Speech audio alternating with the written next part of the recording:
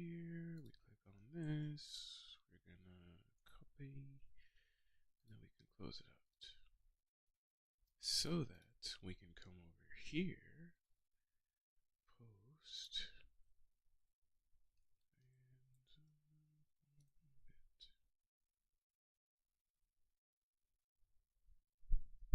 and we're gonna post it there. Streaming live now. And now we're gonna close that out. Go back over here. Bring this up. And then that. All this other stuff I could close out. Pull this up.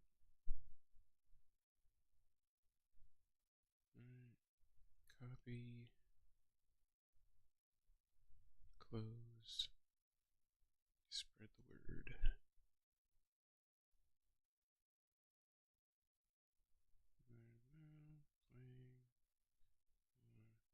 Yo! Huh? In the room?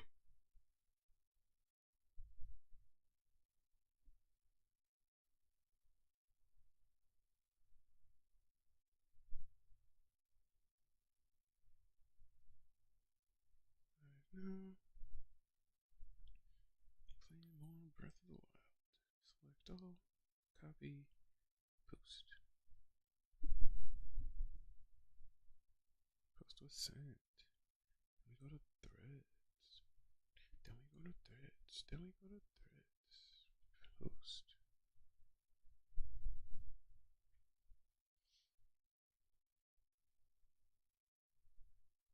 Alright.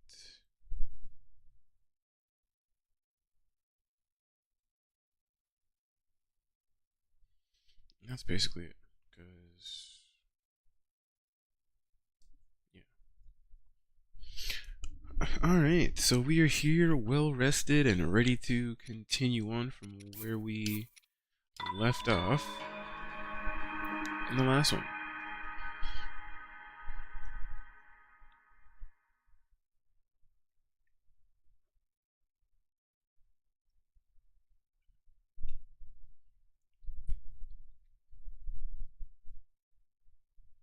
I thought I just heard something. I think it must have been the wind.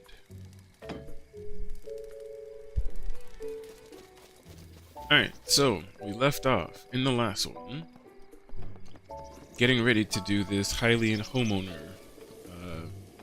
Yeah. What is it?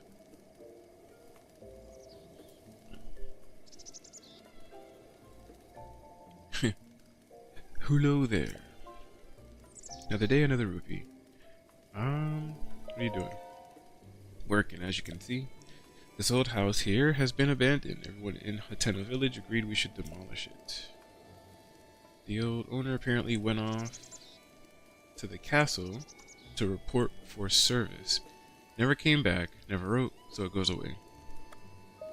I'd buy this place. Well, I'm not into real estate, so I can't really help you out there. If you're really interested in this place, you're going to need to talk to the boss.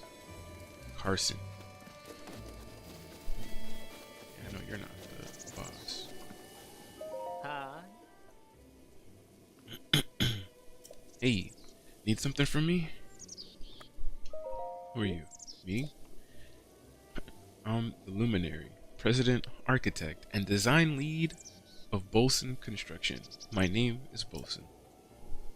New construction, house reduction, wall destruction, remodel action. Anything a house could need. Huh? Oh, thought she was talking to me. That name again is Bolson. Yeah.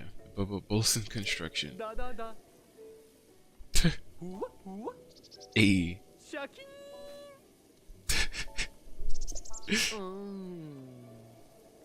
Huh? You don't know this dance? I thought it was all the rage with the kids these days. You must be out of the loop. Anyway, if you don't need anything urgent, want to give me some space? For me? What are you doing? In case it's not obvious, I'm demolishing a vacant house. Times are rough. Not a lot of buyers, you know? So the villagers decided it was best to just tear it down. I can buy it. Whoa, get a load of young money bags. Just wants to buy it, huh? Okie do. Let me lay it out for you. See this house? Been vacant for years. So the villagers had a meeting, argued, voted, and decided to tear it down. The demolition costs, with associated fees, permits, and other such details, come in at 50,000 rupees. So when you say you want to buy it, you're talking about 50,000 rupees. You got that much on you? I'll pay. Well, who would have thought? Little go-getter, aren't you? Yeah, reminds me of me back in the day. Okay. Alright, look. Here's the deal, just for you.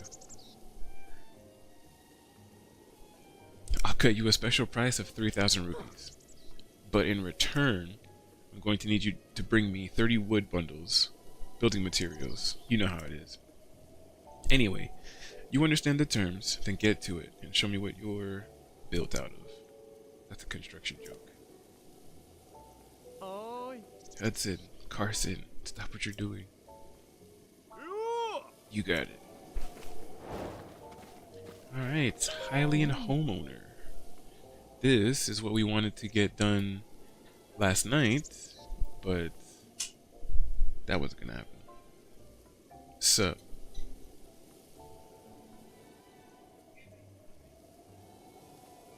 No. What's on?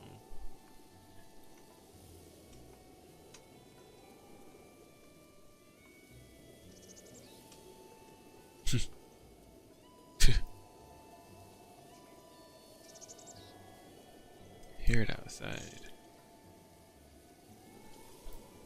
I'm actually streaming right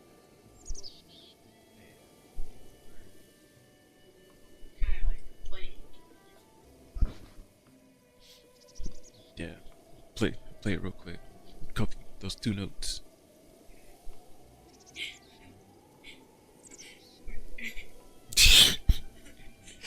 You can't be laughing now. You gotta hurry up and play it because there's people. You gotta play it quick.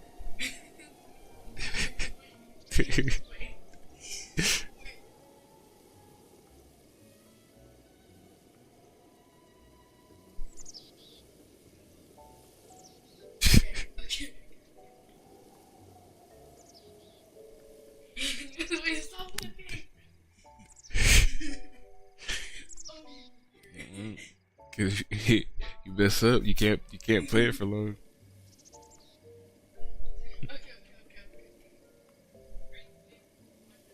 Yeah, I told him I was like, play it real quick because you know. Well, yeah, I am sure too.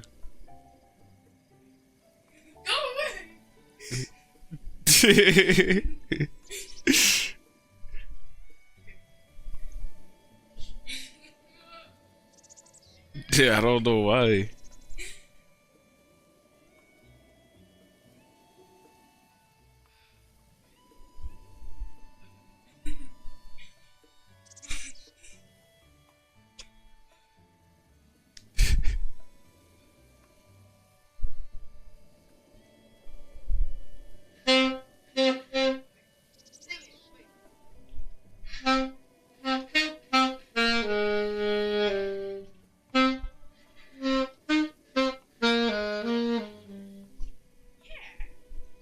That's actually pretty good. Unfortunately, we were on mute. I'm just playing. They did hear it. That's really good though.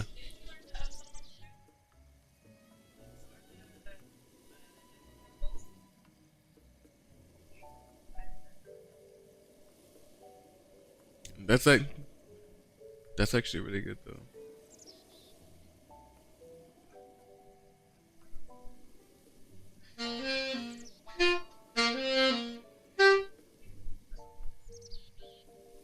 Oh, pretty nice, pretty nice. Oh, saxophone, hell yeah. I have once he Once he gets better at reading music, I still have my freaking music folder that's like being held together by just Jesus himself. There's like a little bit of that folder that's holding it together, but yeah, even the last thing that he showed me, it was pretty simple, pretty straightforward, yeah. Get her out of here. That's funny.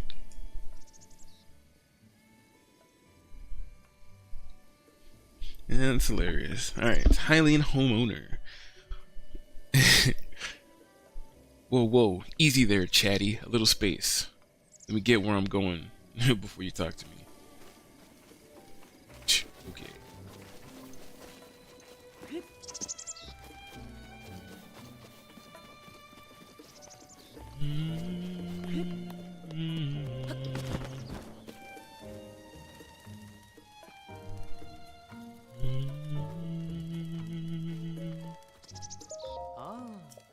Alright, you ready to deliver 30 bundles of wood? I'll pay your price. Okie do. I'll grab them from you. All I needed to see. Good faith wood. You're obviously serious about this, and now I know it. So as promised, I'll sell you this old house for the low price of 3,000 rupees. Once you've got the money together, come grab me. Why do I have to keep talking to you? Yes, I'm ready. Seriously, you're really gonna give me 3,000 rupees, like with 3 zeros? You weren't just posturing? I'll shell out. No way. Talk about Studley. I'll just take that off your hands. Thanks for the sweet investment. Spending so much money on anything at your age is just so Studley. There's a weapon mount in there that never sold. Considering it a housewarming gift, hope you get some use out of it. So, next job time, baby.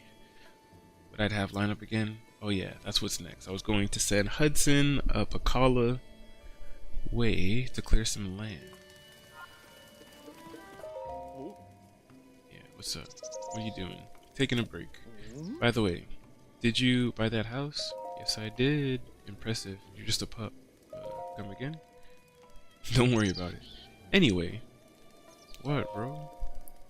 Looks like I've got to head out and leave this place soon. Why? I've been transferred. Might have heard, but Bolson Construction is planning to expand big time. That's great. Yeah, big expansion. Where will you go? Zoro's domain is north of here. We're going north of that, though an area called Akala region. That's pretty far. Yep. Well, good luck. Alright then. What a conversation. Well, no time like the present, right? I should be getting on my way. If you'd like, you should come to the Akala region and say hello. Take care of yourself.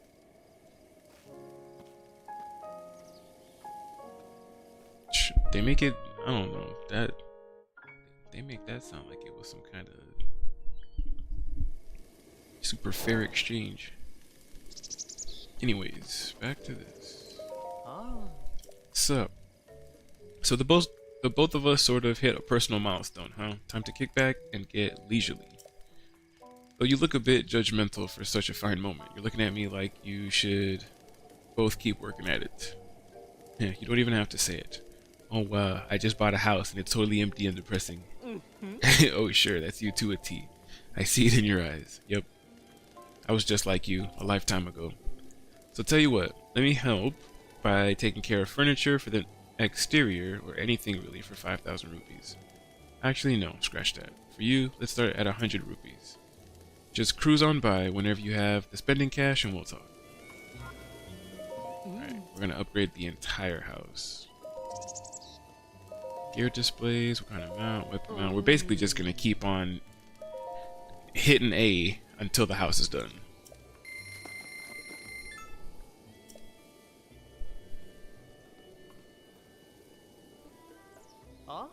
Hang on a sec, I gotta get my mind right. Hi. Carson, we are on. Been waiting.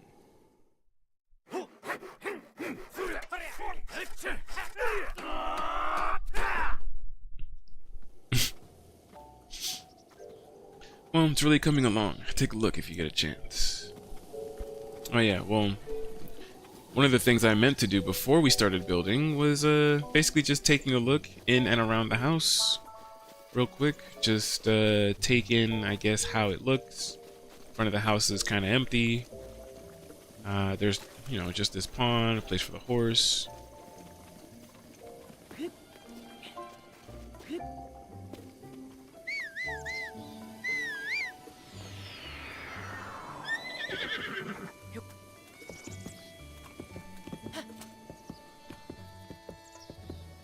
Yeah, get nice and comfortable.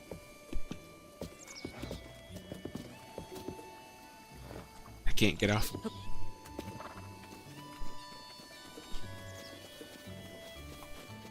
Alright. Yeah, even up here and stuff. You know, it's kind of weird though, because you never get to use, like, whatever this room is. And there's a chimney.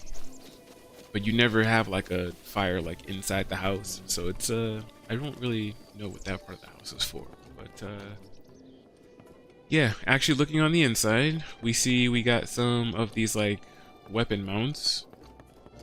There's this little storage area that I put the little teleporter, and there's an upstairs area that looks basically like a balcony. Alright. So now we've seen what the house looks like. Now we're just gonna keep on building it up until it's completely done.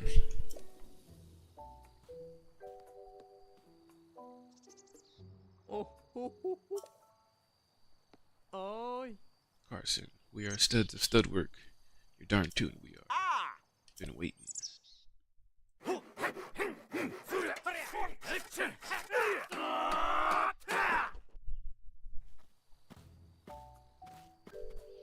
Pretty flawless, if I do say so myself. You should take a look.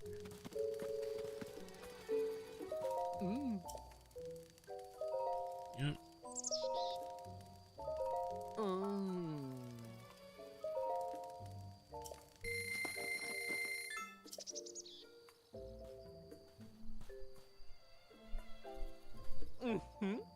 Time for some construction instruction. Hi. Carson, awaken your inner animal. We are beasts of construction. Oh. Right on. Like how they always say something like different.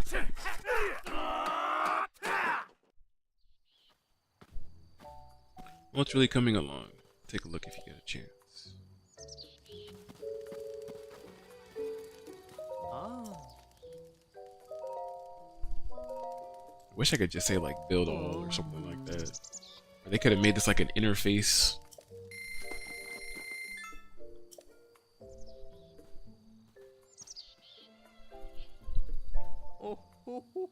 Okie do. House, I'm coming for you. Recall the time you dazzled me? What's dazzling time again, baby? Right on. Let's do it.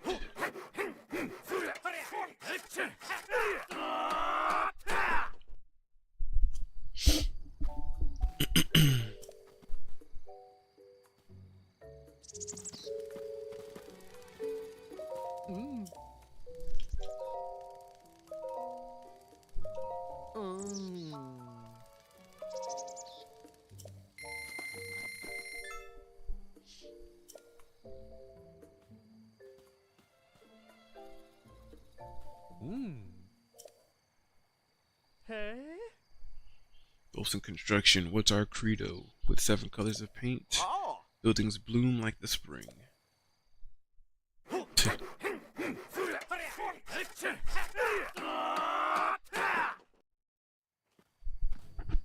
Perfectly installed. Give it a look.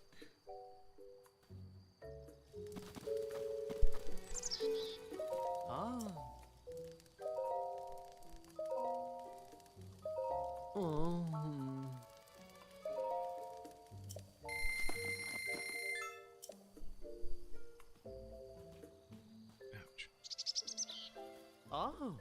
This work ain't doing itself. Bolson Construction, what's our credo? If you can't pull the saw, then don't push it.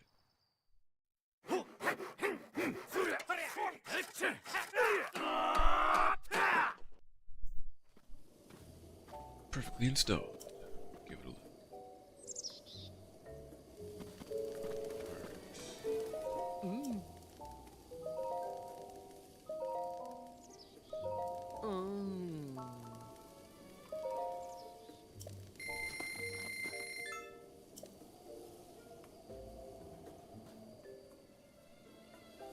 Mm-hmm. Time for some construction instruction. Hey? Also construction. What's our credo? Thunk, zwip, hammer, saw. Oh. Good rhythm, good job. Okay. Alright, now we're forcing it.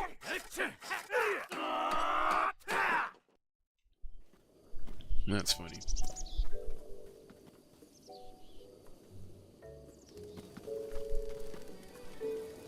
Ah.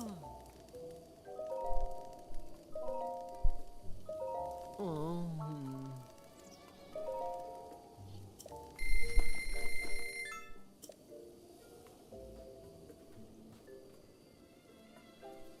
Oh. Mmm. Our credo, any nail could fail. Ah. So don't let your hammer stammer.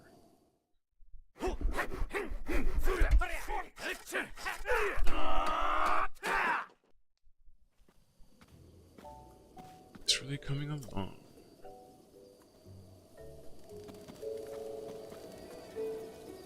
Mm.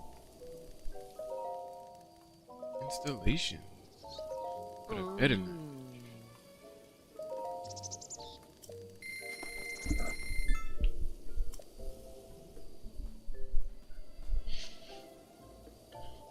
Mm.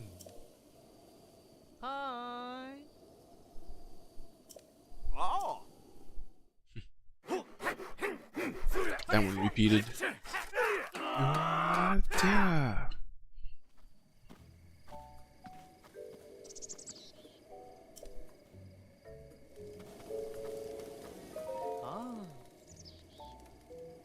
Whoa, easy there, chatty.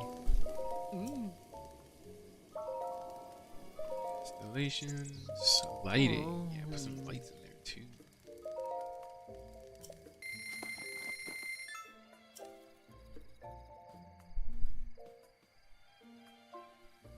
Mm-hmm. Oh. So stop working on it too. Ah. Right on.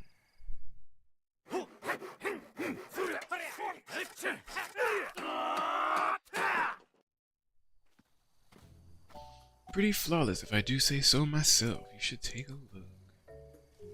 We're getting there. We're getting there. Ah. Something from me? Build me something. What you want? A door. Oh yeah, cause ain't no kind of door on that. Just walking right into the house.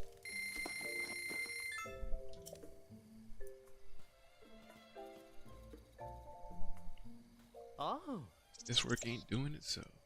Hi. Oh. Yo. That's it. Just yo.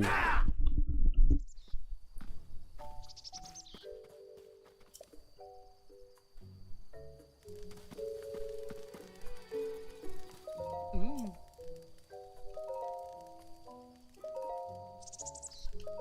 Oh.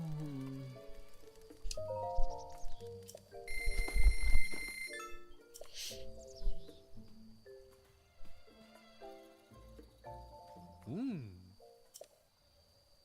Oh. Ah. Alright, so we're almost there. Got a couple more things to basically install, and then the house is done.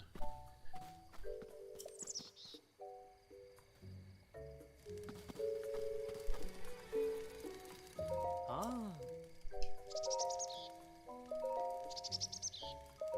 Mm.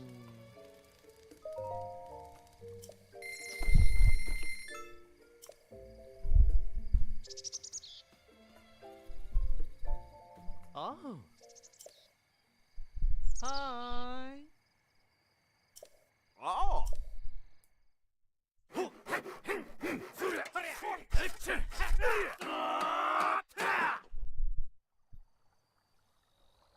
Nice.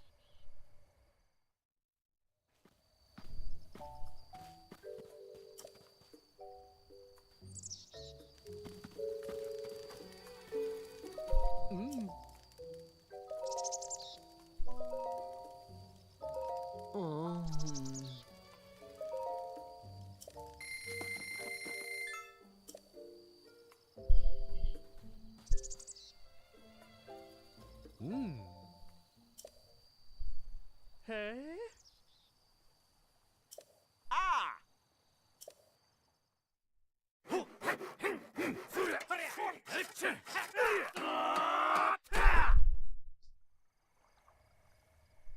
Nice. And that's it right there. Perfectly installed. Give it a look. Ah, you housing monster. You got everything. Ah, such is the way of youth. Driven, even reckless, some might say. Well, since you bought everything, I threw in some free furniture. Yeah, least I could do. Carson, look lively. Oh. I'm with you. Nice. Hylian homeowner. Complete.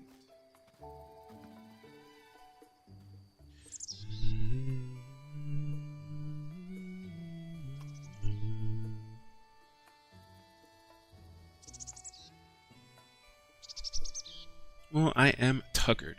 Couldn't swing a ball peen hammer right now, let alone an axe. Break time. Nice. Ah. House is absolutely perfect. Nothing else I can do to improve it. Come to think of it, we've had no word from Hudson, have we? Yeah, he's probably living it up at Lake Akala. I'm sure it's all good. Pretty sure. Mm. About this guy. Oh. Ah. Oh yeah, thanks for the big purchase. Seriously though, well done. Where'd a kid like you get that kind of dough? Thanks to you, I'm getting a plum bonus. Me and my girlfriend are gonna grab a tasty meal. Hey, nice.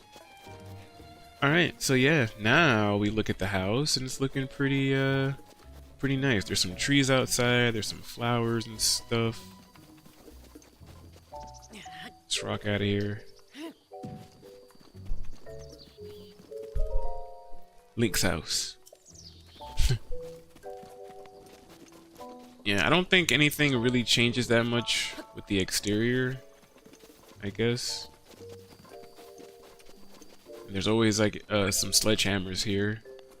But yeah, now there's a door. Now we can actually walk in. Now look at it. Now it's an actual house. Now we're looking nice. Furniture, bunch of displays. There's even a chair, or 2 chairs. So I feel like Link set up this house with the intent of living here with Zelda. At least that's my analysis, I would say. And you could even see like he has the pen and everything on the left-hand side, which means that he's still left-handed, like he is in the other games. But yeah, now that we have all of this, we're gonna rearrange everything, make sure everything looks good. What I like to do is I like to start to store my strongest weapons here. In the event that we eventually fight, you know, either the DLC boss or any other kind of strong bosses, or if I know I'm going to be storming Ganon's, not Ganon, what is it? Hyrule Castle. I don't know why I couldn't think of the name.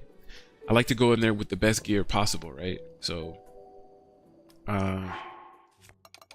what I will do is the strongest items we have on us, which is this one.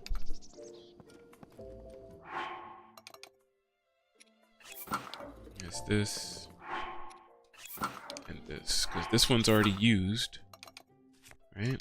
Same thing with the weapons. We've got 60, 50, 50.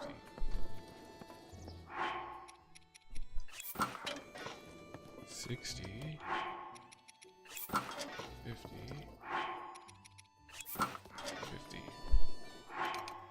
My strongest weapons. Hylian shield, we're definitely going to keep on us.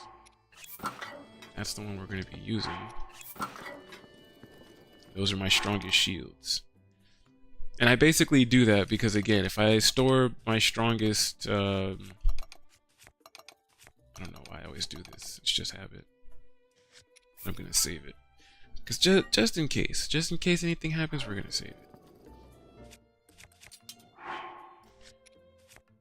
But I like to do that because, like I said, as I go out and start to collect everything, there's a bunch of you know, items out there and weapons and all that stuff like that. And if I'm constantly using them, coming back here and storing them, then I feel like that's going to be pretty good for us. So we'll grab these. Alright, and then yeah. That's basically what I wanted to complete yesterday. And that basically took us like an extra, what, 30 minutes, more or less? So, from here...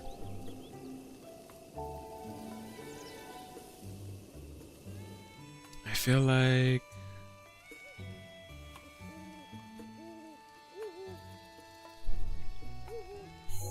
I kind of just want to start collecting whatever.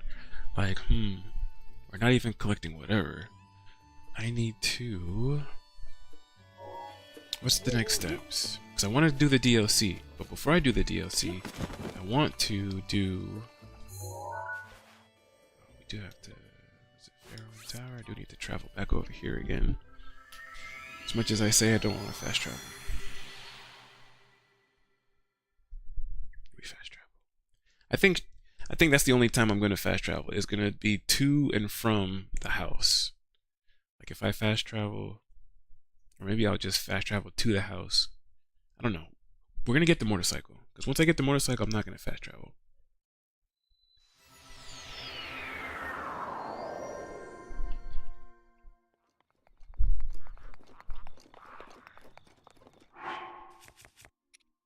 Every blood moon, I need to come back here.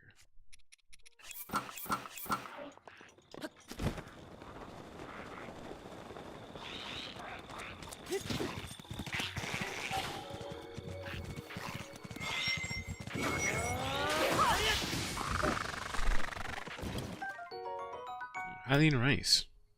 This grain is a favorite among residents of Kakariko village. It's grown in regions with a lot of water and is quite versatile. Used as an ingredient in things like risotto and rice balls.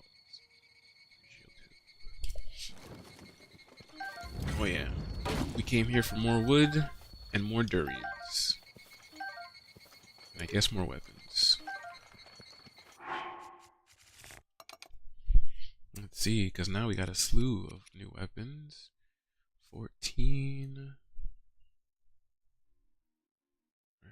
I honestly don't care to have this anymore.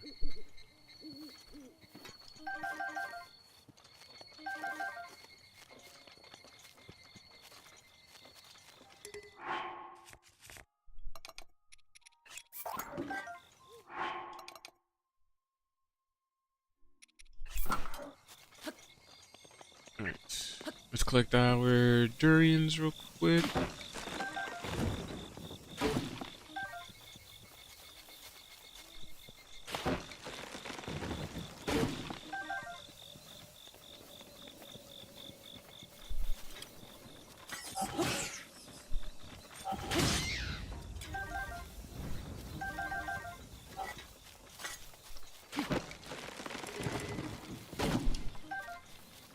Yeah, collect all these durians. Every time there's a blood moon, I need to come back. Because the more durians we have, it's gonna be the better.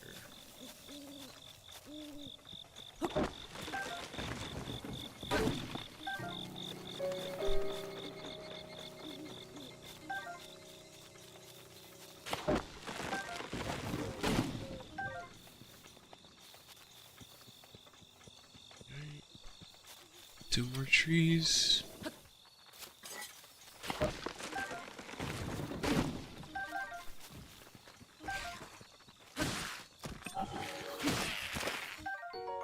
Spiked Boko Spear. Boko Spear enhanced and sharpened with animal bones. Light, easy to use, deals damage. Get out of my face.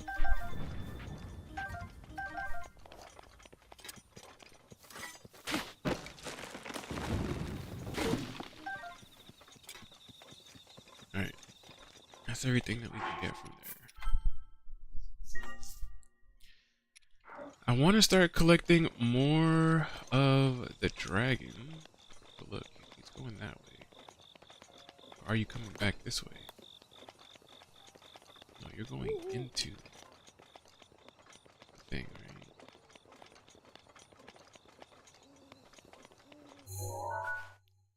what I should do, since it's like late night, go this way. I need to, once we got the durians. Durians are gonna give us some nice extra health, right? I need Mighty Carp to make the attack potion, but that's only gonna work if I get the dragon horns. If I could start getting these other pieces, there's actually a dungeon. I think it's this one. Is it this one? Let me look. Let's do some research real quick. I know about this dungeon.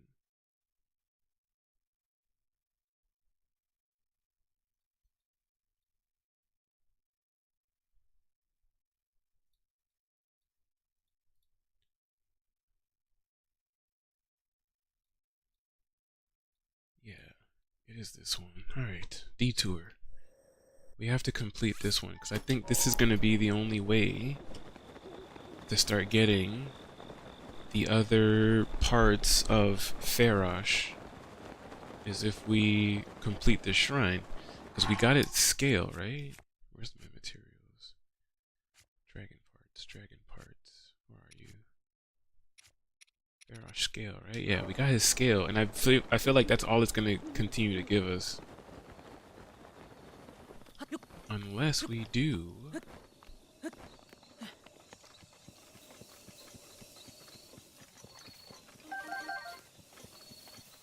Oh, I got this, I forgot. Got this barbarian. I feel like I should be wearing this instead. Until we get the rest of the outfit.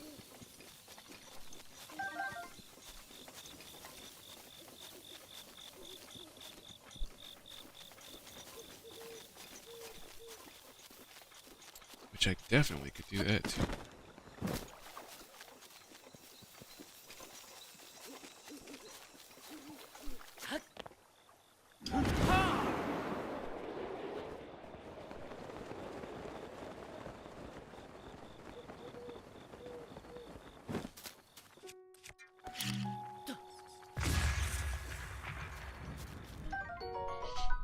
Electric key swing, a rare electric key swing. The part of the electric keys that produces electricity is not in its wing, so it won't shock you. Toss it in with some critters to make an elixir. Which again is another thing. You know, with all of these other monster parts that we've been collecting, even though we may not be able to make the best potions, because we need the dragon parts, we could still make some decent ones, because we still have some other really nice, like, you know, Hinox guts and all that other stuff. So I definitely feel like we could still make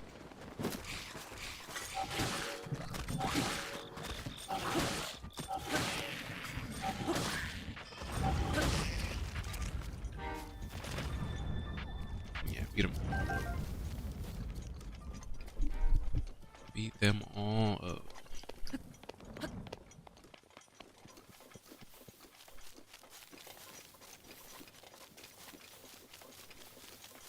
Alright, let's just keep going. Keep running. This is why I gotta upgrade the stealth outfit too. Because if I'm gonna be moving around at night, we're gonna be moving fast. Which again, I could go and do that. I feel like I'm basically just doing a bunch of detours until we finally get to the point where, you know, I finally do the DLC and upgrade everything.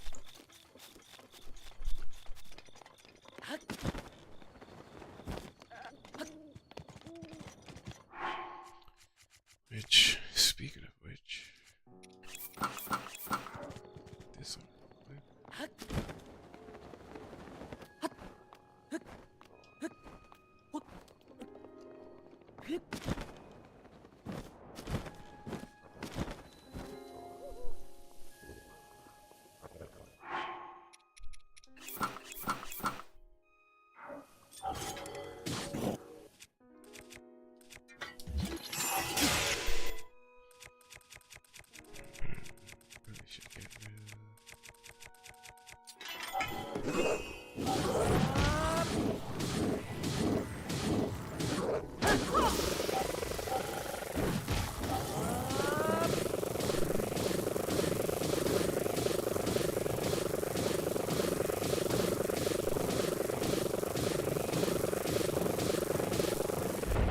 man.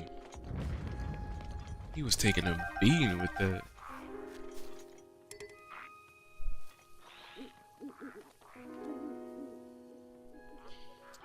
This spiked moblin club is actually stronger. We'll drop this to pick that up. That one's 27, which means this one is still my weakest. Alright. So, there's a couple of things that we will do here.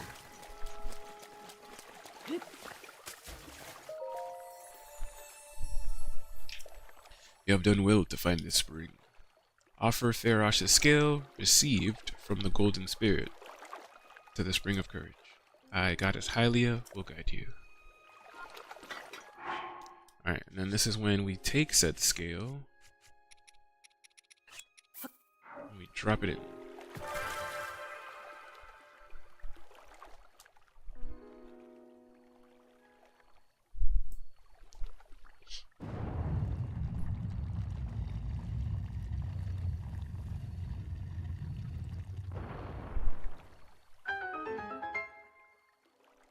Your path has shown itself. Now go forth.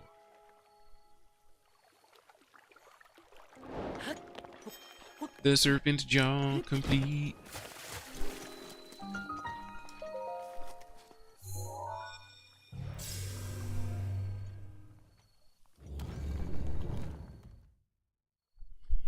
And that also means that we can go forth to complete this. The shrine.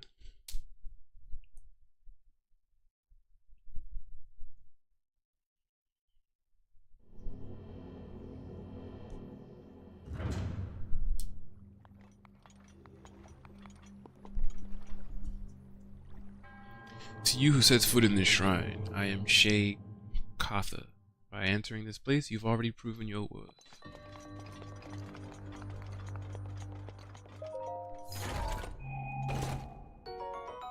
Thunder Spear 22. Definitely better. 12.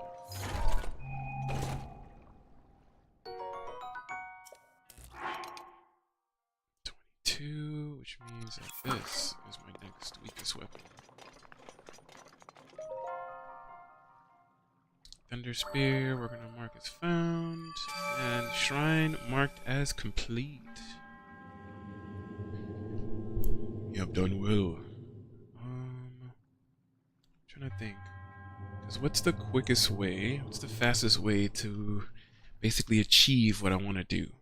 So we want to do the DLC, but before I do the DLC, I want to upgrade the Master Sword.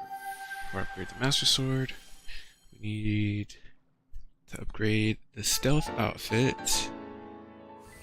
We already got Majora's Mask.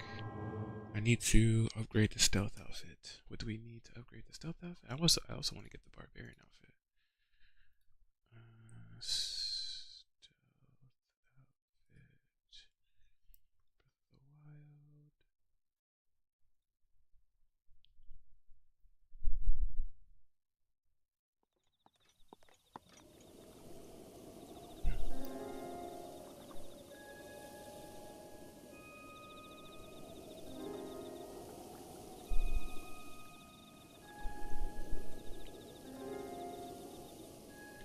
We need Nightshade.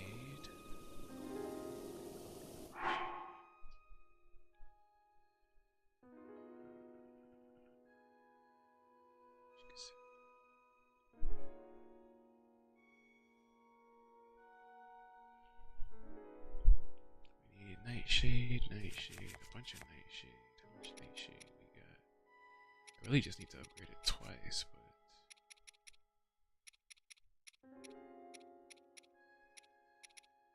Blue Nightshade, only have 4.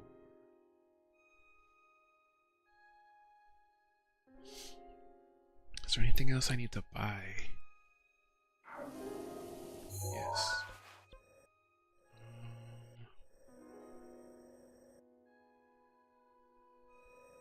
I need... There is this armor shop. I need to go here. Again, I don't want to keep fast travel.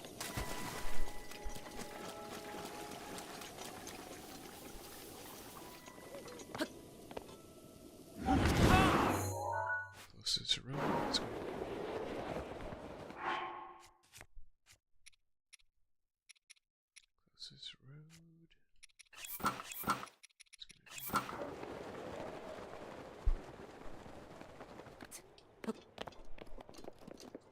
Go there. There's another outfit I know I need to buy.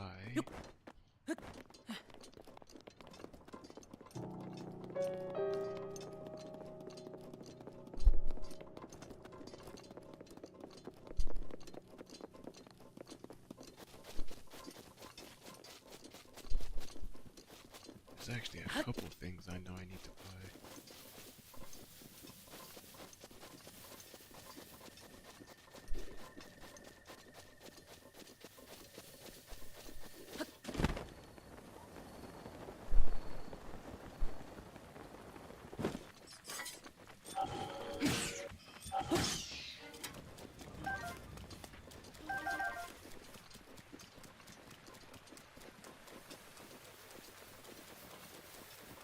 There's no merit in fighting you. Just need to get to a road. Once I get to a road, I can kind of figure out what I want to do.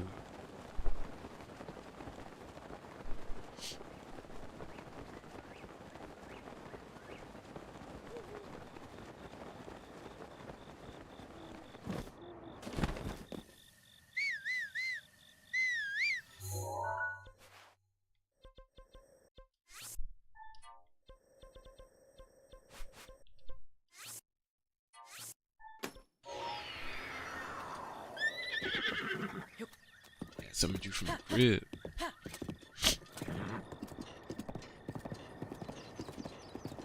Alright, yes.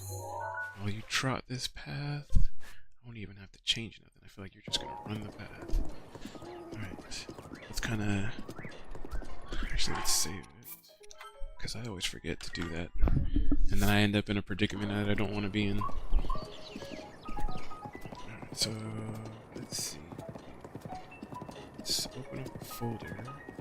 Do I have... I do.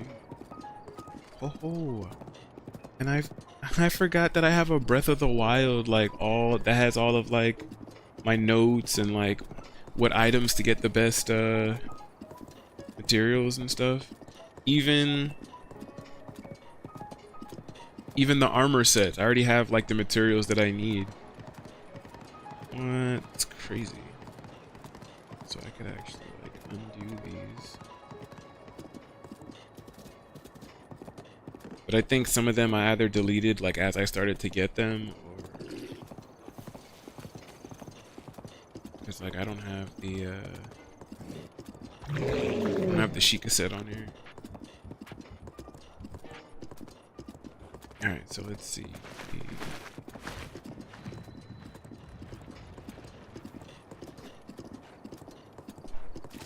Sheikah set.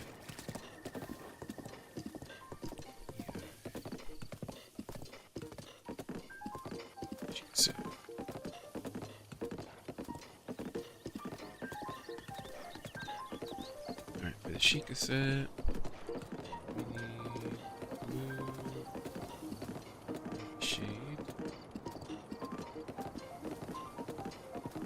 times 3. Then the next one we need 5 more, so we need 8. And sunset, firefly, times 5. Then we need silent shrew times 8. And sneaky river snail times 5. Last one says we need stealth and trout times 10 and silent princess times 5. And because I'm not an idiot anymore. Last time I thought this was all we needed to fully upgrade all 3 pieces, when that, in fact, was not the case. So we actually have to times these by 3. So blue nightshade, instead of 8, 16, we need 24. Sunset fireflies, we need 15. Silent shrooms, we also need 24. Sneaky river snail, 15. Stealthfin trout, we need 30. Silent princess, we need 15. That's what we actually need if we're gonna do this. If I'm gonna upgrade, but that's only if I'm fully upgrading that that thing, which I'm not necessarily going to do at this moment. There's a couple more outfits I need to get. There's one for the cold, which is why we're traveling to Rito Village, because we still have 7,154 rupees, right? So because of that, we are going to see if we have enough to at least buy those outfit pieces, because that's really all I think I spend my rupees on, is just trying to get the different outfits that will help me in all the different environments. But the next difficult part is going to be upgrading them. I think there's a memory over here.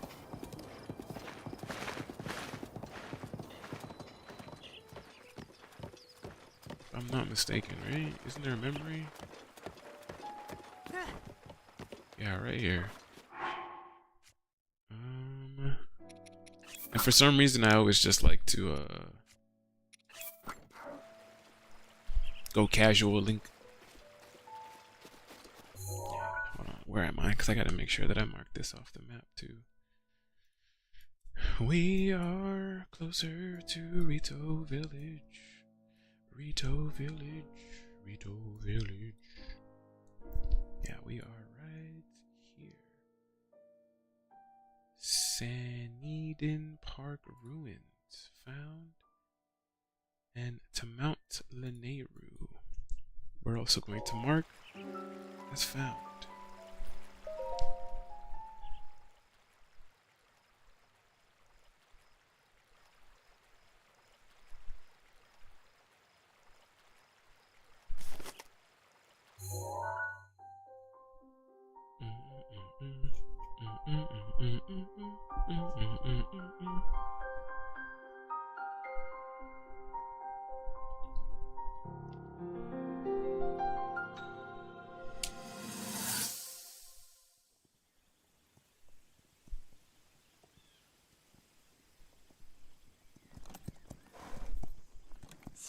強くなだめてあげれば馬には必ず気持ちが通じる。あなたに教えてもらったおかげで本当にこの子と仲良くなれました。この王家の装備も最初この子にはあまり似合わないかなと思っていたんですが、今ではすっかり馴染んで見えるんです。相手を思う気持ちって大事なんですね。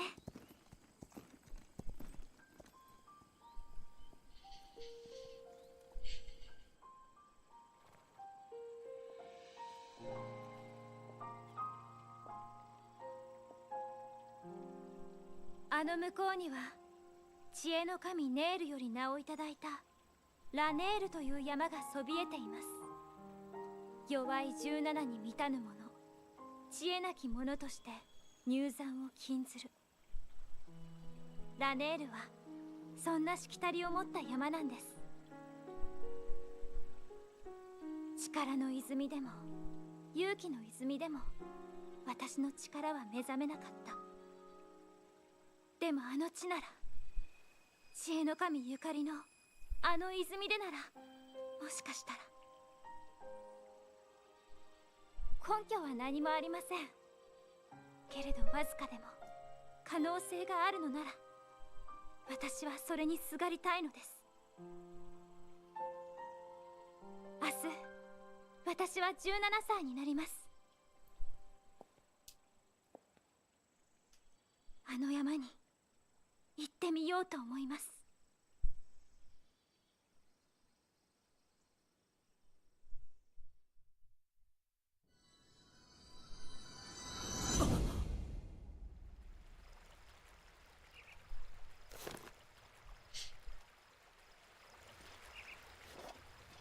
Nice. Save. And then we are back on the run. Back on the hunt.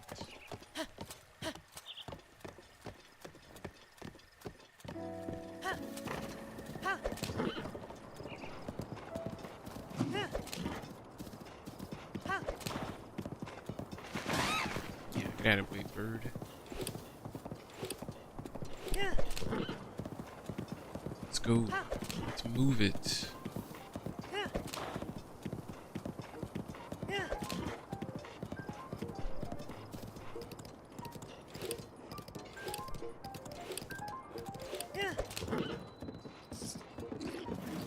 Ah, see, look about this stop. Go, hurry up and go.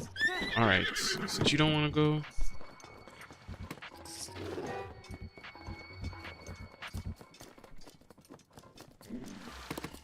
I've got time for you to be sitting right here.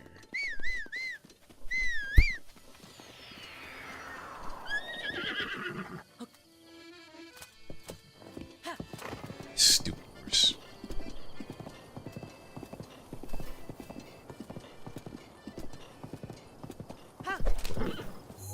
Telling you, this is exactly why we're gonna try to do all the stuff that we can.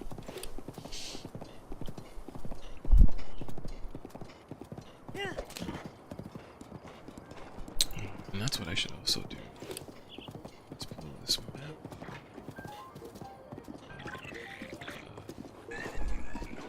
Service, right? Enemies, other miscellaneous. Service.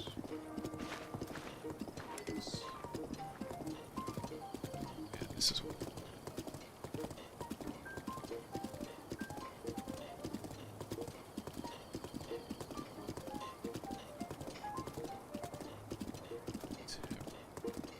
Kotara.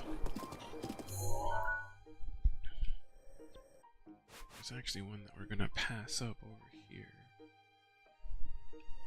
There is a great fairy here. I don't think we have enough money for all of them though, being completely honest. Because I think this last one, she hefty, boy. She take a lot. They all take a lot. We definitely don't have enough rupees for all of them, but we still have to, I don't know. Let's see, is there any of those stone guys on the way to where I am?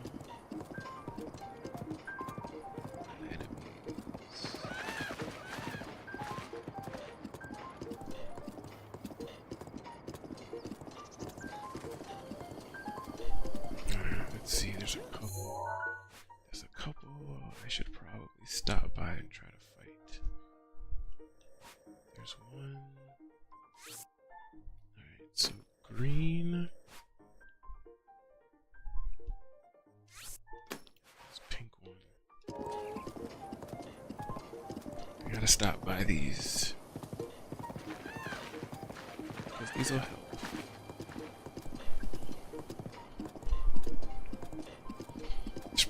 Probably the quickest way to earn money.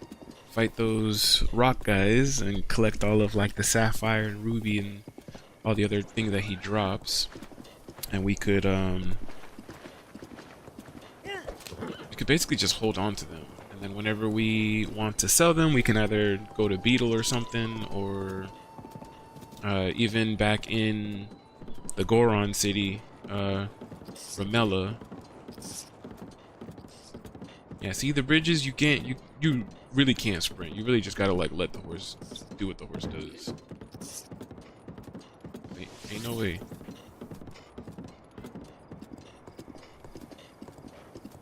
Alright, I'm probably gonna leave you right here, horse, because up. Only got one more. What's his name? Might as well.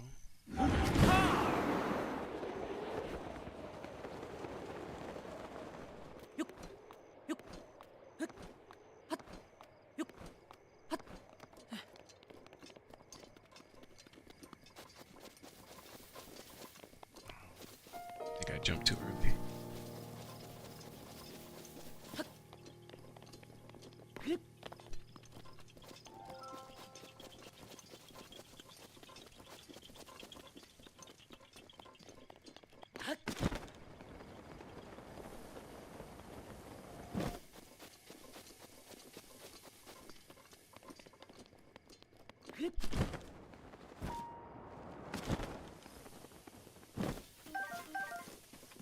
Oh yeah, and I feel like with each one of these fairies, they always have something around that's always like this one has these mighty thistles.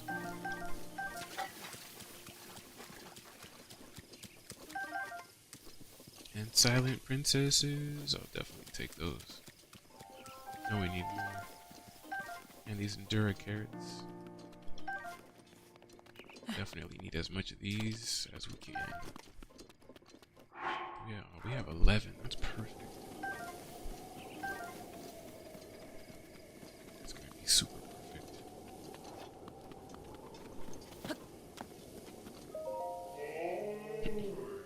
Boy, sweet boy, please listen to my story.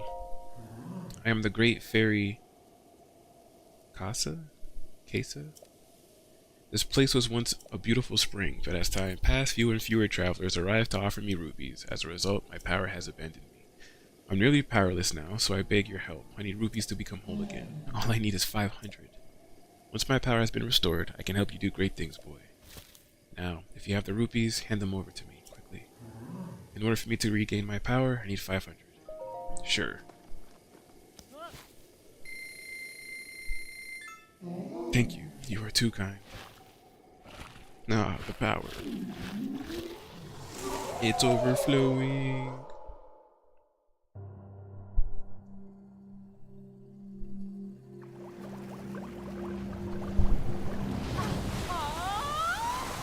Tch.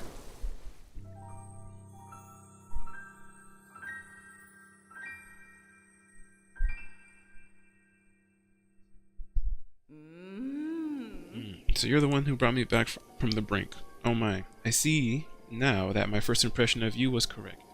You most definitely are pleasant to look at. How would you like to live here with me? I'm kidding, of course, but you certainly are cute when you're blushing. I really can't thank you enough, boy, but that won't stop me from trying. If you have the materials needed to enhance a piece of clothing, I will enhance your clothes. So why don't you let me take a peek in that little pouch of yours? With the power available to me, I can enhance your clothing a fair amount. No thanks. Oh, that's too bad. Once you come see me again, I'll be waiting. Tch.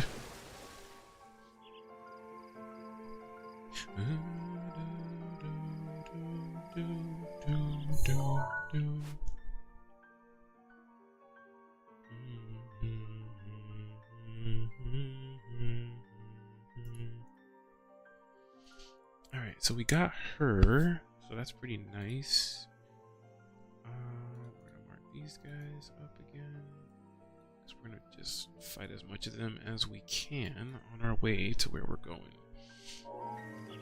Alright, so now we have her unlocked, we're gonna head over to Green.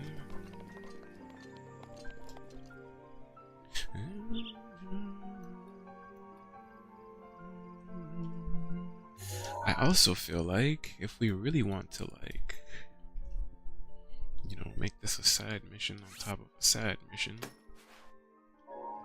we can collect like these Korok seeds too. So the more Korok seeds we have, it's going to be the better for when we actually go back to the village. It's going to make things just a little bit better.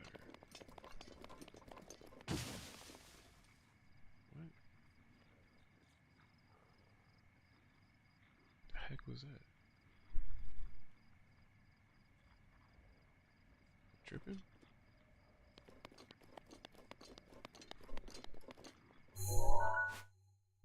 Am I in the right spot? Oh.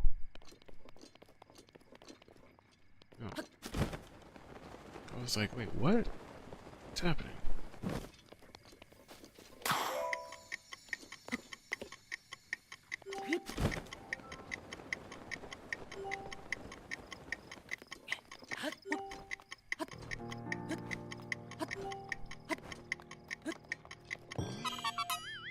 Beep beep beep.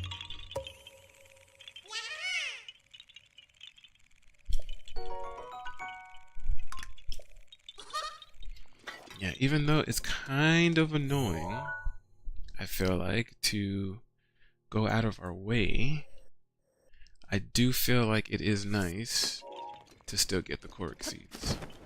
Because there's so much of them, and it really helps to really expand our inventory.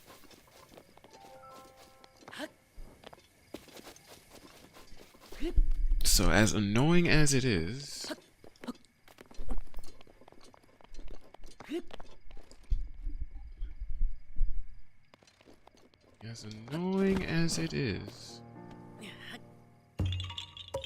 it's still pretty nice.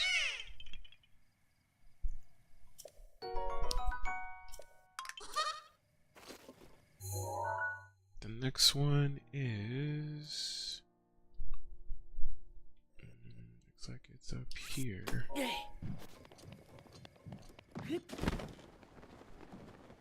Oh, that'd be funny if that went inside there. And that was it. Nestled against the cliffs.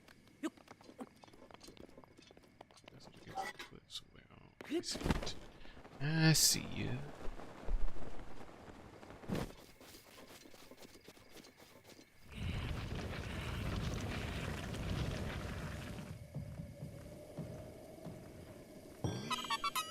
Beep beep beep doop.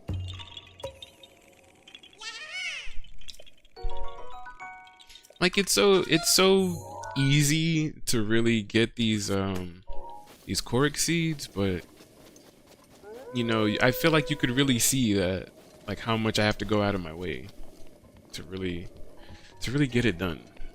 And that's the only thing that I feel like makes you not want to get it, because of how you have to go out of your way. You know? Part of me is like, I just want to get to where I'm going. I just want to do what I want to do.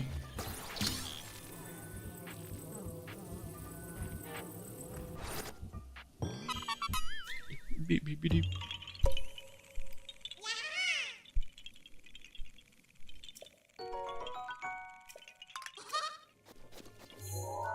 Alright. Now we go to green. Now green is our destination.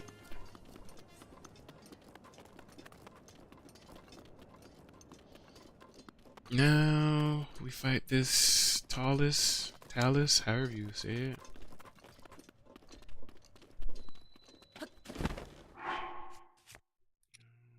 Because he's probably gonna give us some nice stuff. Perhaps. Maybe.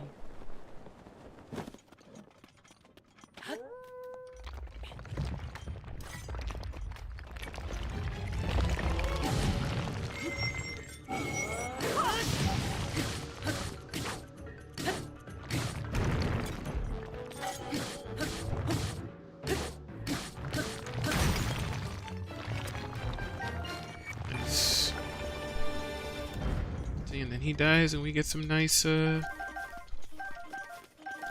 material. Topaz, ambers, opals. Sometimes when we're lucky we get a diamond or two. Like I think we got one there. Crater, we'll say that we found. Crater we found. There's another thing over here.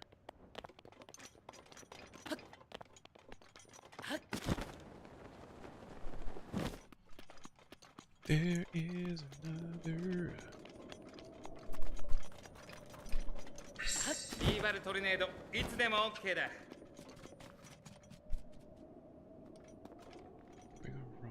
southern edge of the crater.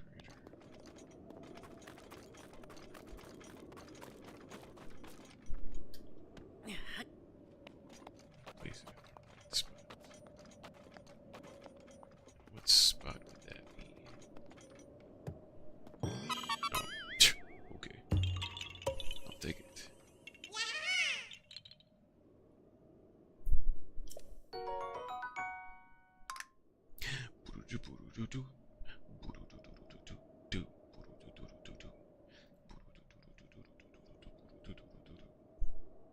I didn't even realize that I had these guys highlighted, even with this. Alright, anyways. There is another one that's on what looks like this pig snout.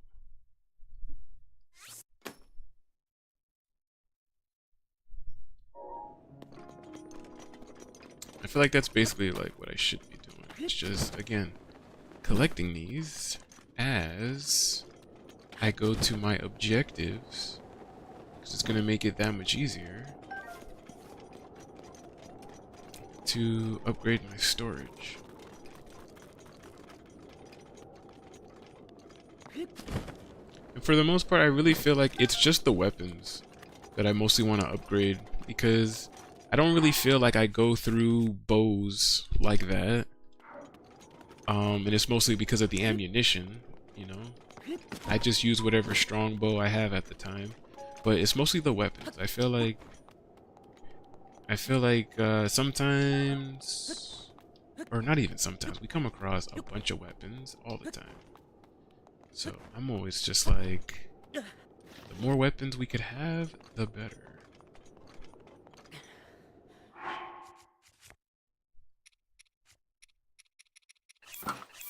But it starts to get crazy when you really start, when you keep on upgrading your weapon storage. It's like he wants like 50 Korok seeds just for one slot, so it gets crazy eventually.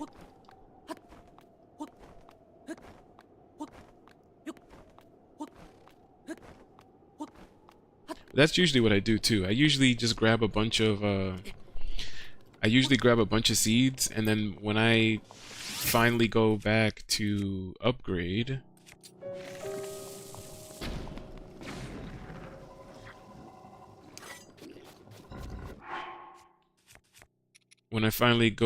Hetsu to upgrade my my inventory slots, I usually just try to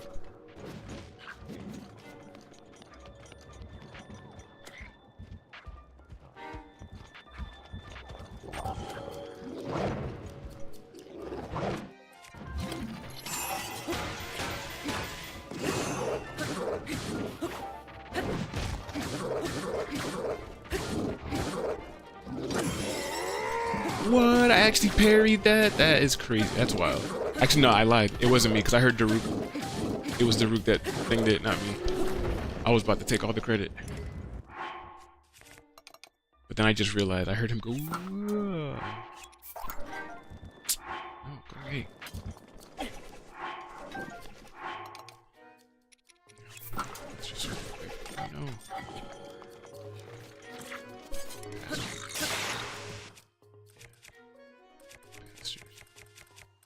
Could you slapped me?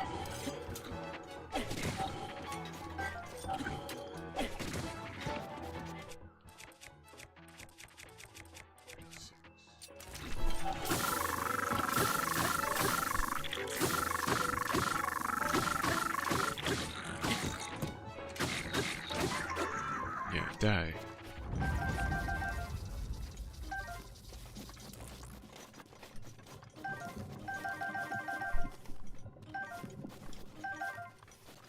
Man, like there was so much stuff I collected right there.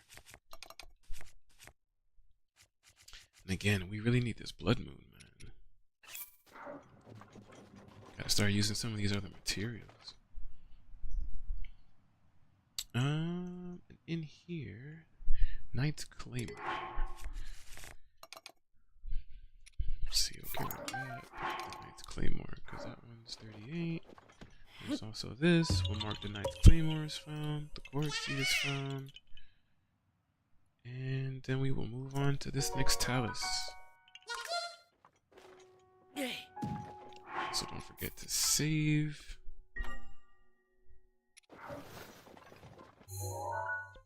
Blue is basically found. Put this back on. Then after we go to pink, we can go back to this blue. Alright. We have a plan and we're sticking to it.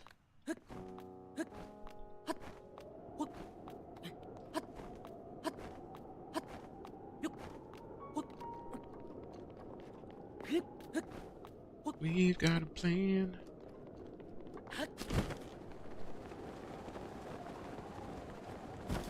No blood moon, no problem.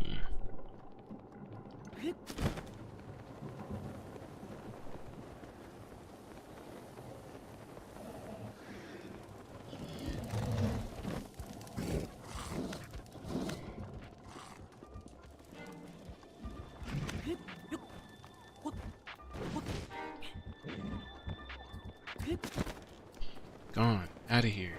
Out skis. Never even heard of us before.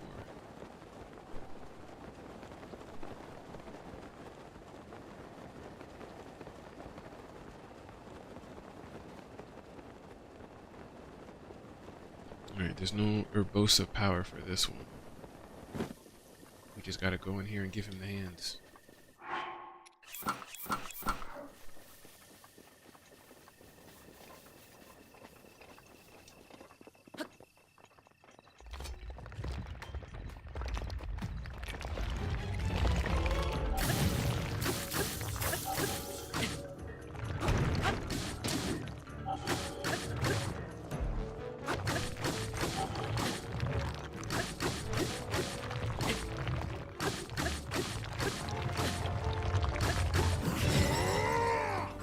Almost.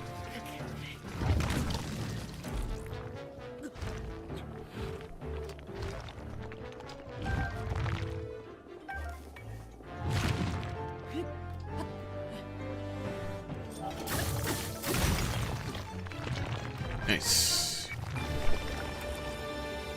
Make sure none of them go rolling down the hill. Nice. Then, like I said, now we go to blue.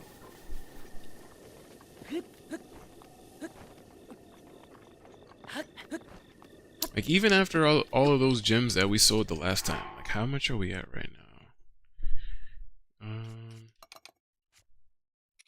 Yeah, we're already back at 15 amber, 12 opal, 7, 4, 4, and 3. Not bad, actually. It's not too bad, but I should stick to selling them to Ramella. Snap. That's not what I meant to do. Alright.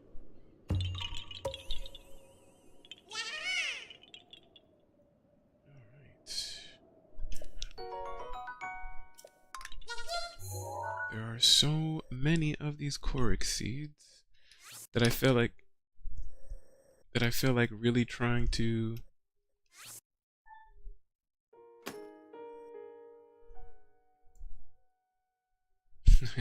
I can hear him playing outside. Nice.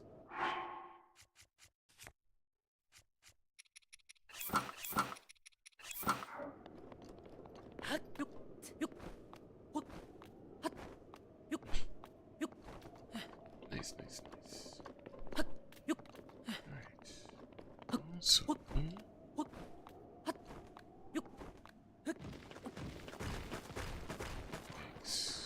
Trouble.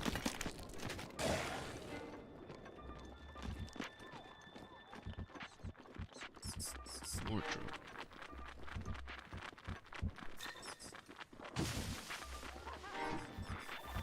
All kinds of trouble.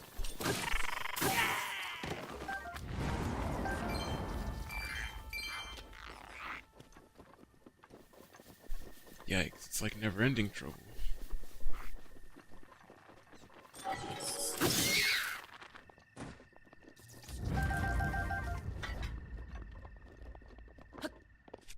Boy, I feel like that stealth up is what really kind of helped me there.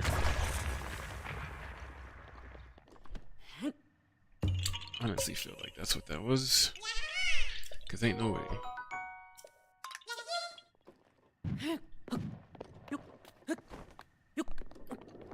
Yeah, I think I was saying something earlier about when I upgrade, I try to do the weapons as much as I can until I don't have enough core seeds to upgrade it, and then that's when I spend like the rest of whatever I have on like more bows or like, you know, more shields.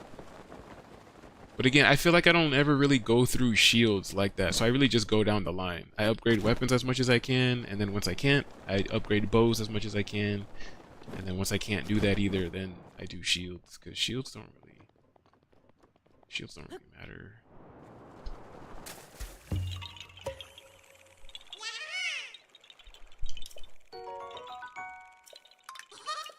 Nice. Now how do I get out of here before I die?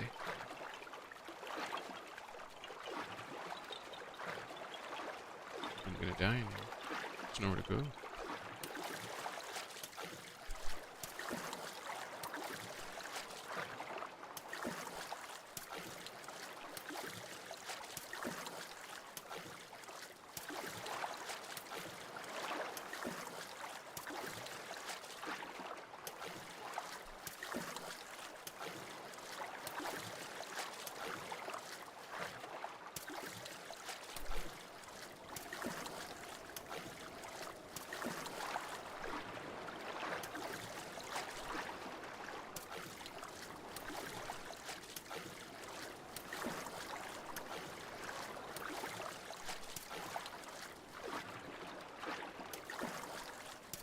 It's crazy.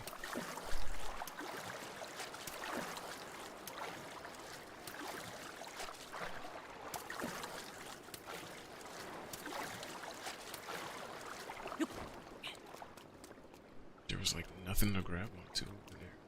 Could have died.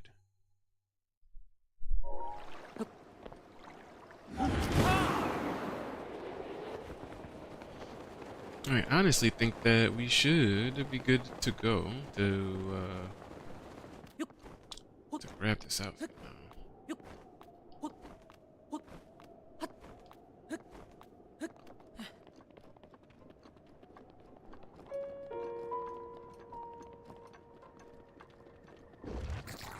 Alright, get out of here. I don't got time for you now.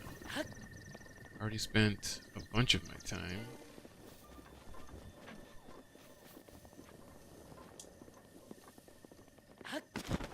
I've already spent a bunch of my time getting the rest of these Korok seeds. There's actually another one over here too.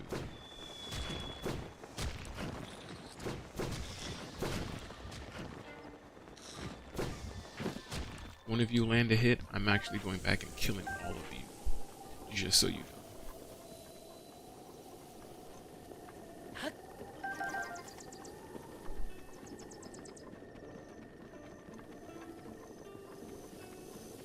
Wild berries. Spicy stuff. I think it's up here. I think it's right up here. Another Korok seed.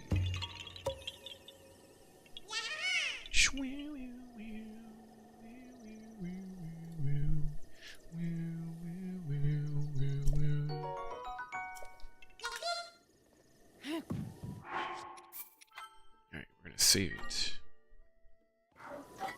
Always save your progress.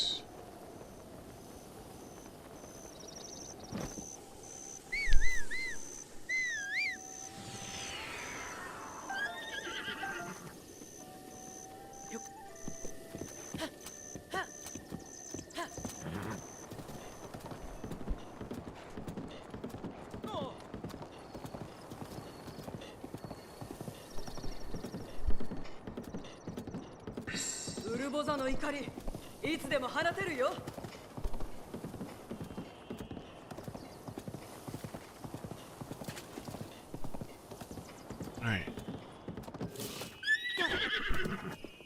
Coming here without teleporting seems like it took forever. But at least on the way into the village, I could actually speak to this spirit, since we actually have 5 orbs. So let's get another heart container real quick while we're here.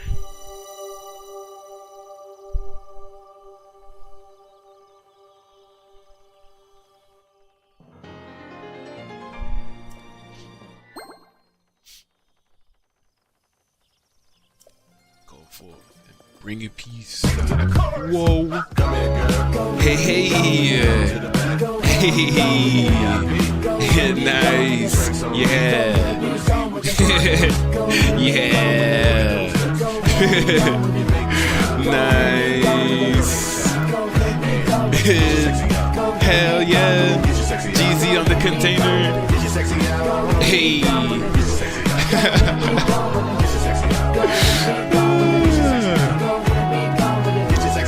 Hey. G's on the container. Dean needs a hobby. Subscribe to your channel for 2 months. Hell yeah, I appreciate that, Dean. Thank you so much. Super nice. GZ on the container. And you know, I like how when people sub, it's still, you know, the whole RuneScape thing. Which I still, by definition, I still like to consider myself a RuneScape main streamer, or like to say like I mainly stream RuneScape. This is basically a side quest, right? You know, not touched sailing at all. Then, still, sadly, I have not.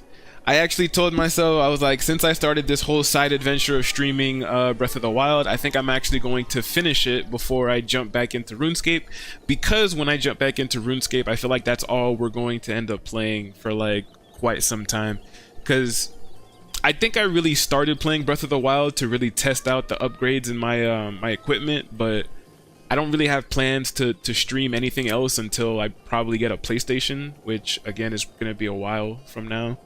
So once we jump back into RuneScape, I feel like that's all we're going to end up playing. So I was like, if that's the case, I feel like I might as well finish this game, basically stream it in its entirety, beat it to say that we've beaten it, have it, you know, on YouTube so people can go back and watch it if they wish to. And then yeah, just we're gonna jump back into RuneScape.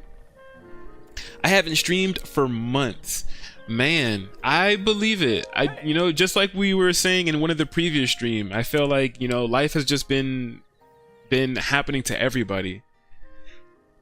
Gonna edit or just throw VODs up? You know, that's actually one of the things I was thinking about too, a lot recently, because I was telling myself that I feel like certain games, if I stream it, I feel like I may just leave it. Like Breath of the Wild, I don't think I'm gonna go back and edit these into videos. I think I'm just gonna leave it as the streams, because certain games like this, I feel like it's better for me to upload the VODs than to try to do like actual clips or like actual videos on. Because this being an open world game, you know, there's going to be a lot of dead air moments, I call it, where I'm just like traveling and not saying anything, and those usually get cut out if I'm doing videos. And with open world games, I feel like there's so much of that I feel like I try to make it more interesting when I stream, and I feel like I'd rather have the streams up than try to go back through all of this like footage kind of and try to cut it down into videos. But something more linear, something like even RuneScape, even though RuneScape's an open world game, I feel like it's a lot easier to edit RuneScape videos, because it's like, hey, I'm at Temperos, this is what Temperos is, and then your next clip is like, all right, now we have 1,000 rewards, let's go ahead and see what we get. Tome of Water, wish me luck. So I feel like RuneScape videos are a lot easier to edit, whereas this game, it has cutscenes and then random moments and all these other stuff. So yeah, it's a huge time sink, yeah. But yeah, I do think I'm gonna end up doing all three. I'm gonna do videos, I'm gonna do shorts when I do videos to basically promote the videos. We're gonna have videos, we're gonna have shorts, and I'm also going to have live streams of certain games. Again, like this one, I'm just gonna leave these as the VODs, so people can just go back and probably watch it in its entirety, have it as background noise while they're doing something else, you know? But yeah, eventually we are going to get back in there. I did make that decision. I was like, all right, let's just finish Breath of the Wild, and then we're gonna really dive back into RuneScape. At that point, when I go back into RuneScape, I should have access to the main hardcore, which I'm still going to use that one as a practice account, and the newer hardcore, I'm still going to work on that one as like my main hardcore, you know. So I'm going to have a hardcore, I'm going to have an actual practice account that I could practice raids with, actual bossing. I can actually practice Zulrah, you know. So that's going to be nice. That's going to be interesting. That's going to be a really good stream and stuff. Maybe I should pick it up again, but I don't want to just stream OSRS. I don't play it much at the moment. Yeah, that's basically what I said as well. I feel like we all definitely need a break, and you know, with me working full-time and stuff like that again, I also said the same thing. I was like, I feel like I don't play it much because of, you know, everything I was worrying about with the job and stuff like that. So again, I was kind of just like, oh, I just want to throw something up on that's gonna be easy. I can just turn off my mind and just play. And that's how I feel like we ended up playing Breath of the Wild. But yeah, I feel like it's good to take a break. That's why, even though, like I said, I would consider myself mainly a RuneScape streamer, you know, you have to switch it up at least once in a blue moon, like once a year, every few months, every other stream. I don't know, but I feel like you definitely have to switch it up sometimes. And speaking of games, we actually bought this thing, this Snowquill headdress. This is why I came to Rito Village in the first place, is to get this cold resistant armor, because when we start getting into certain regions like the high mountains, it's going to get very cold, so we need a good outfit, and that's what this is for. A Rito accessory made from snowbird feathers. It's adorned with a ruby, a gem that harnesses the power of fire to make cold climates more tolerable. It's perfect for you. So let's get the rest of the outfit lined with molted Rito feathers. This tunic was made by Rito artisans for Hylians visiting cold climates. The feathers are stacked in each layer to retain body heat. And then the last one basically says, the Rito sell these trousers to Hylians in Rito Village. Inside is lined with Rito feathers, so they excel at retaining body heat. Basically, all three descriptions said that it's made with feathers and it can retain body heat. Perfect for what we're looking for, right? Whoa. Microsoft Defender, get out of here. I had planned on streaming the yoga practice, but it wasn't really viable. Not enough space. Yeah, I feel like, you know, that definitely happens sometimes too. I feel like something like that happened to me, where I think I had a camera, and I was using my camera, or I was trying to use my camera as like a webcam, I think at one point previously. And that was one of the issues that I kept running into at the time, was the fact that I felt like after 5 minutes into recording whatever it was I was recording at the time, it would always tell me like, oh, you know, like not enough space, or I think it was something where it could only record for a certain amount of time, and then I had to like always stop the camera, start it again, and then I had to do the whole sync thing again to sync my audio. I was just like test, kind of like matching it up with Link's jump to sync my audios together when I edited my videos. It was annoying, but the fact that I had to stop like every 10 minutes, it felt like, to like do all that again, that's at the time what made me not want to record my gameplay, because I was just like, oh man, this is definitely a lot of work, you know? But I will say though, when it came to editing videos and stuff like that, when everything, at the end of the day, once the videos were finally edited, once I finally had them uploaded, once the thumbnails were created, and everything looked good, sounded good, I put in like little funny moments or clips into some of my videos and stuff like that, it felt so good. I felt like, you know, all of those content creators that I've been watching like ever since I was in like middle school or something like that, like PewDiePie or Markiplier, Jacksepticeye, all those other random YouTubers and stuff like that, it really made me feel like one of those guys. I felt like a real content creator. Let me need to go down here too.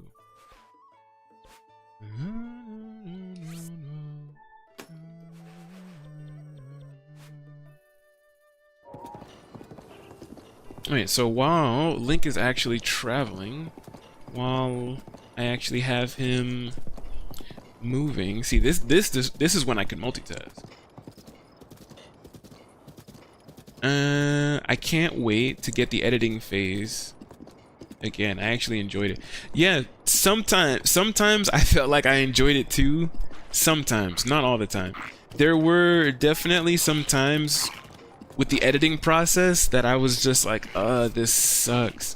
And man, I don't know. Cause I'm trying to think. Sometimes I really did enjoy it. Sometimes, again, you know, like I said, I felt like I was editing videos and I was really excited. I was really pumped up. I was really just like, oh yeah, you know, I'm you know, playing back the video so that I can edit, and I'm just like, oh man, it'd be really cool if I add in this little like funny moment right here and all this stuff. And yeah, those times were fun. But for some reason, there were definitely some times where I think I was just either in my head, I was in a bad mood, I was in the middle of my depression or whatever the case is, and the editing process just felt like it took so much work out of me, so much effort. Like there were times where I felt like I was editing the videos, especially my RuneScape videos, the hardcore Iron Man videos. There were times where I was just like, you know, I told myself that I'm gonna have this video out every Friday, and maybe it's like Wednesday and I'm just like, I haven't edited this video yet, and I'm not in the mood, I'm not really feeling it, but I gotta get it done. So I feel like I kind of rushed it, and that's how some of the videos I feel like ended up the way that they did, because I didn't really put my best effort into it. Which is why this time around I'm gonna take my time with the videos.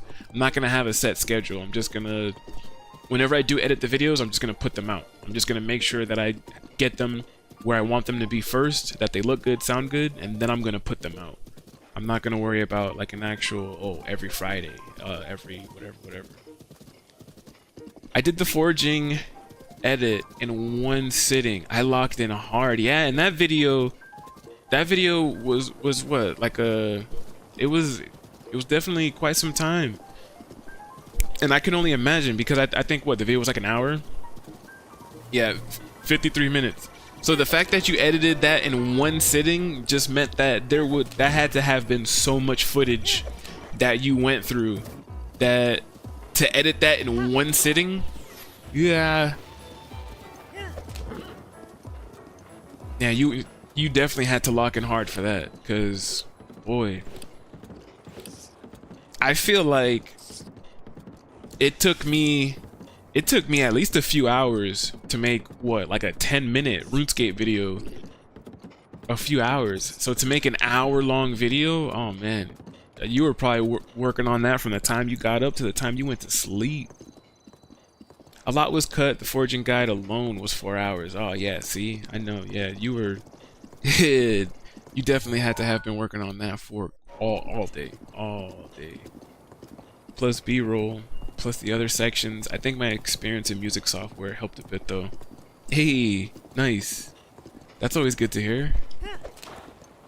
So at least some of your previous experience probably helped you get through that video a little bit quicker, which is also pretty nice. Anything that could make the editing process go by faster is always a good thing. Like when I first started editing my videos on YouTube, I think I was using iMovie on my MacBook. And even though it got the job done, I feel like it wasn't until I moved to Adobe Premiere Pro and was able to do more all at the same time. Plus I also had some shortcuts. I added some shortcut keys to make things a little bit easier. And I think what originally took me like 6 hours now got cut down to like 2 hours, or maybe like an hour and a half. So switching from iMovie to Premiere Pro significantly cut down my my editing time, which allowed me to do more. So it's like now if I spent 4 hours working on a video, I could do so much more and make it so much better with that same amount of time that I was probably moving around in iMovie and stuff like that. So things like that I really did enjoy. Ah, Link, we're going the wrong way. Other way. Yeah, we gotta go down. Go this way. I use DaVinci Resolve. Hell yeah. I know there's so many different programs out there. Like, oh, what was the one? There was one that a few people were telling me about, and I honestly cannot think of the name right now. It wasn't Premiere Pro, wasn't DaVinci. I honestly forget the name of the other program. But a lot of people were telling me about that. I honestly just feel like it comes down to whatever program you actually sit down and take the time to learn, because again, I feel like there's what's that one saying? There's 1,000 ways to skin a cat. It's a weird saying, but you know, basically just saying there's 1,000 ways to get something done. I feel like if you learn whatever program you're using inside and out, if you still use iMovie, if you use Premiere Pro, if you use DaVinci Resolve, if you used whatever Microsoft free video editing software they got, I feel like as long as you know it inside and out, you know how to navigate it, you know how to create whatever it is you can think of, I feel like it's all the same thing.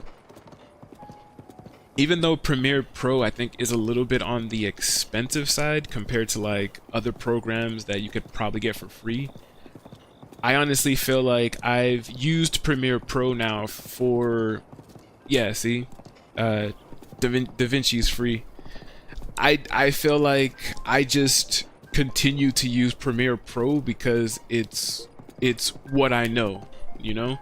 Like, I feel like I've put in the time, I've used it for quite some time, so it's like, whenever I'm editing a video and I think to myself, like, all right, you know, for like a funny moment, when I died in this moment, I want to turn it black and white, I want to play a funny song, I want to cut to this different clip. I feel like I already know how I would want to do it in Premiere Pro, and it would probably take me like less than 5 minutes, 2 minutes to basically add it in. Versus like learning a new program at this stage, it's like, okay, I really have to take time to sit down, learn this new program. Oh, if I want to add in this clip, make it black and white, add this funny thing, how do I do that in this program? Then you got to sit down and learn. And you know, sometimes it's just like, ugh, do I really have the time and the patience to really figure out this new program? At least that's how I basically look at it. That's why I'm like, if you get comfortable with a specific program, I feel like it's better to just keep using that program, unless you see another program has like some features that you think will make your editing process a little bit quicker or something like that, and you want to make that switch. I feel like you're better off just sticking with what you know. Like, I know for me, the only reason I switched to Premiere Pro, I probably would still be using iMovie, but the only real reason I switched to Premiere Pro is because when I finally got this laptop, this gaming laptop, it was the first time that I had an actual HP, an actual Microsoft computer of my own. I feel like every time I've had like a laptop or something like that, it's always been a MacBook. So the fact that I had gotten an actual HP Windows laptop, whatnot, I felt like, you know, I definitely had to figure out new programs and learn new things and all that stuff. I know a lot of people are jumping to DaVinci. To be fair though, yeah, I wouldn't doubt it. And I definitely would check it out, because I also am in the business of trying to save some money. So if I definitely feel like if I could use something a bit simpler or easier or anything like that, I feel like I definitely would give it a try. Oh shit, as soon as I did that, that weapon broke. 27, this one's 30. Yeah, let's use this one.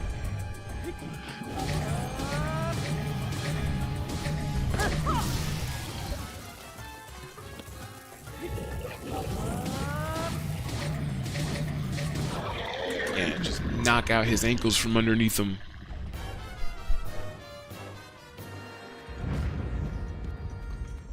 Collect everything. Everything that you had is now mine. Forfeit. 27. This bow is the weakest. I mean, not the bow. The weapon we're already using. Sorry, the weakest one that we got. The one on the floor is weaker, so we're not gonna pick it up. But yeah, I do need to check it out. It would be nice. One of the things I was gonna say too, because you know, and this was just like a random side note, because you had subscribed on Twitch, it just reminded me. I meant to, and I'm only now realizing this, but what? Hey, you shot my horse, bastard. When I started streaming again, I actually changed its what is it, the Twitch currency for my channel. Instead of it being the RuneScape gold coins, it's actually rupees. And the only reason why I changed that is because I changed the what is it, the Twitch badges. I think the badges that I had before were the RuneScape gems or something like that, but now, like, when you subscribe, it's actually rupee. Ah! Did I jump scare you? Yeah, I bet. I'm even looking at the damn computer. You make me sick. Your weakness is pathetic. It's now rupees. And it goes into the Triforce symbol once you've been subscribed for oh snap. Not only did I get jump scared, but I got freaking sideswiped by that boulder. Did you see that? That was crazy. That was nuts. Everything's just trying to scare me right now. A freaking bolt. Oh no! That shit actually killed me. No! My horse! Cut it out! You're gonna kill him.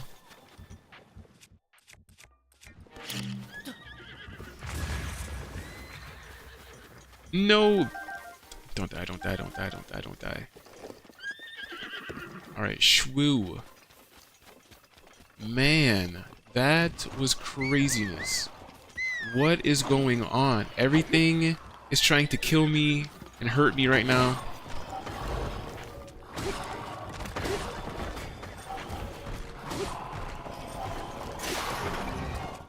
Everything is crazy. Alright, take a breather. Let's reset. Shwoo. Jeez. Man.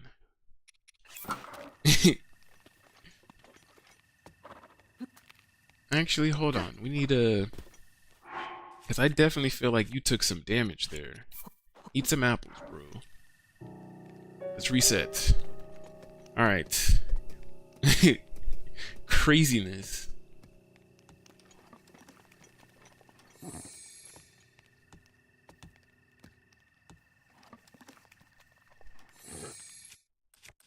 Yeah, we're gonna go back to our Master Sword too.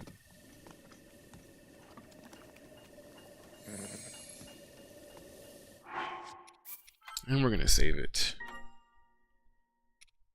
Alright. I want to get the Thunder Helm from Gerudo Town. But the only way that we do that is by doing a series of side quests for the Gerudo Amazon warriors. Man. But the Thunder Helm is so good to get. I feel like we should.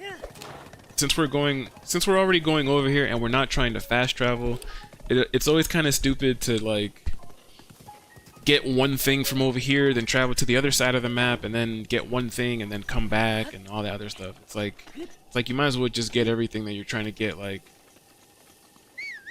all at once. Yikes! Why do you guys hate me so much?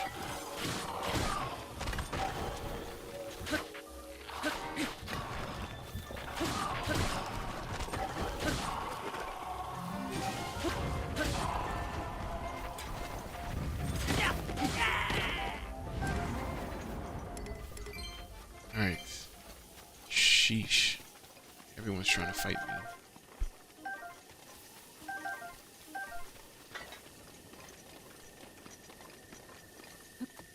But yeah, we can get the Thunder Helm.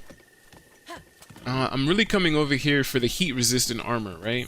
But since we're gonna be over here, we can get the heat-resistant outfit. We could get the Thunder Helm. We could do the maze, since there's one over here too, and we could try to unlock the Great Fairy that's down here. So, you know, I'm over here talking about it. Let's just mark them so I don't forget. So we're gonna do that. We're gonna do this. Right? I don't really. Yeah, no, we're still gonna have that marked because we gotta do that Great Fairy too. Outfit, Thunder Helm, maze, fairy. We're gonna get all of that done one time, so then, you know, we don't have to keep running back and forth, back and forth, back and forth.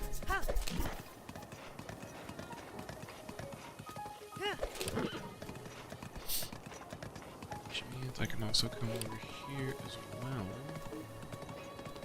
And there's a lot of stuff that we could collect over here too. Like there is a bunch of Deku seeds, other opals. Of course, there's like Moldugas and all these other things.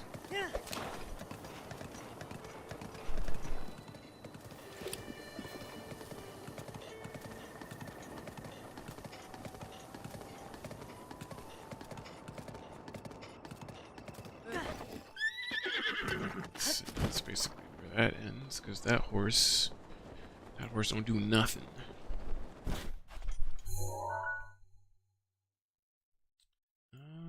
So let's see. Man, there's a bunch of things to collect. But honestly, I feel like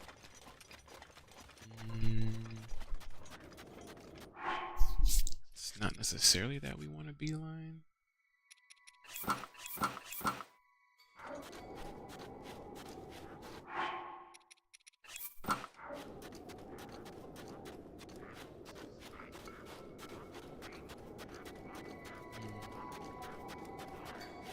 It's like there's so much to do.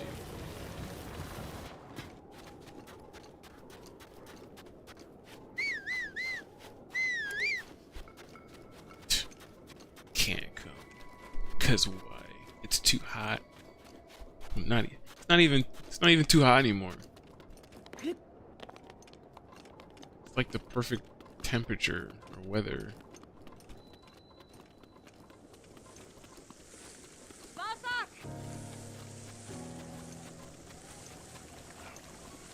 The outskirts.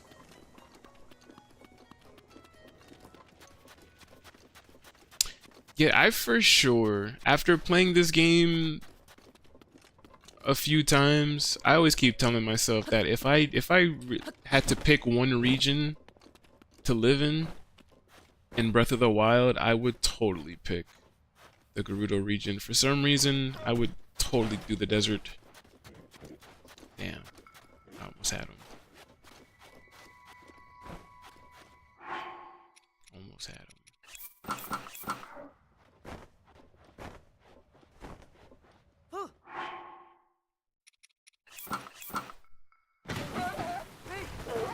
Gone.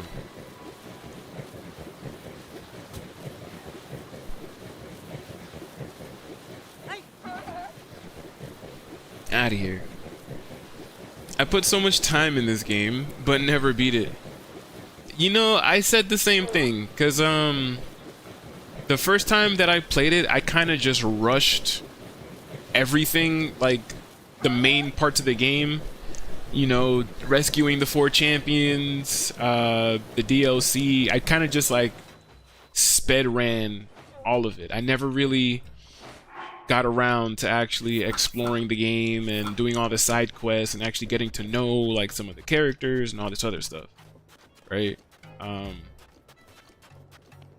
And that's why now I feel like, oh, you know, again, I kept talking about taking things slow and actually learning the game and doing all this other stuff. If I remember, in order to get this outfit that I'm talking about getting, I have to eavesdrop on these ladies.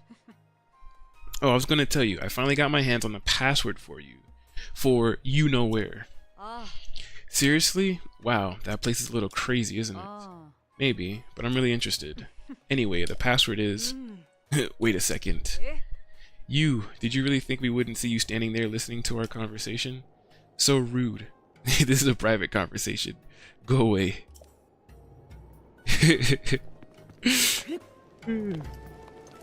You eavesdropping?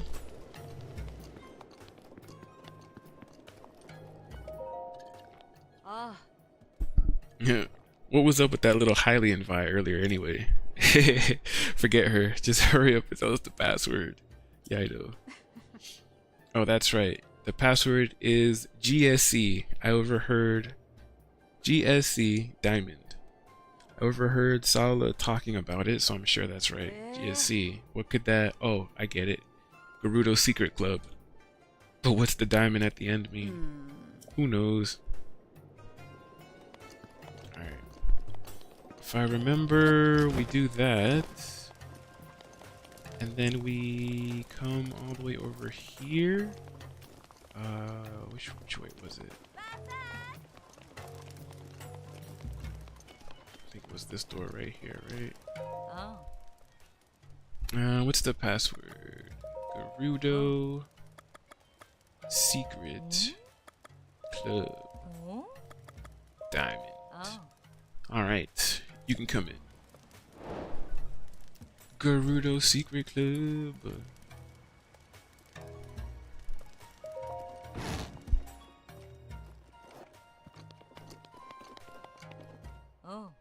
Hey, haven't seen your face around here before. Looks like we got ourselves a rare visitor. I guess I have a suspicious mind, so maybe you don't ask too many questions, and I won't either. You're a member here now, so thanks for your patronage. The secret club secret is the secret for you and me. This one right here, the Desert Voe. Oh. Gerudo made trousers for men sold rarely by Gerudo retailers. Sapphire is used in their creation, which harnesses the power of ice to make the heat more tolerable. Sark, so I recommend pairing it with other clothing items from this series. Yeah. 1,300 rupees? Damn. Armor for males sold rarely by Gerudo retailers. It contains sapphire, blah blah blah. Make the heat more tolerable.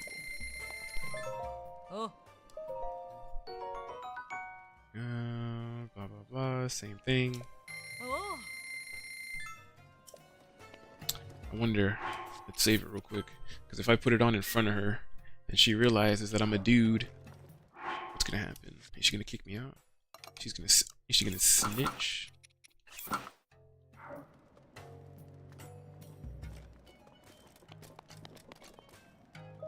Saba. Elsewhere, it might be Savota, but it's always Saba. What does that even mean? She doesn't care. Have you ever noticed how the darker it is, the more beautiful the light becomes? Isn't it great, young foe? Or young Vi? She's confused. But at least she's not snitching on us. Alright, so we got both the... we got an outfit for the cold and an outfit for the heat. Now, we need to level up some of the clothes that we got. And the first thing... Actually, I lied. Before we go and start upgrading the clothes, like I said, I wanted to get the Thunder Helm, and also do the ferry and do the maze, so that we basically get everything that we need from this region for the most part. Desert Voe trousers, Desert Voe headband. To get the Thunder Helm, we've got to do these side quests. Alright, so one of the side quests is talking to this lady over here, Tools of the Trade.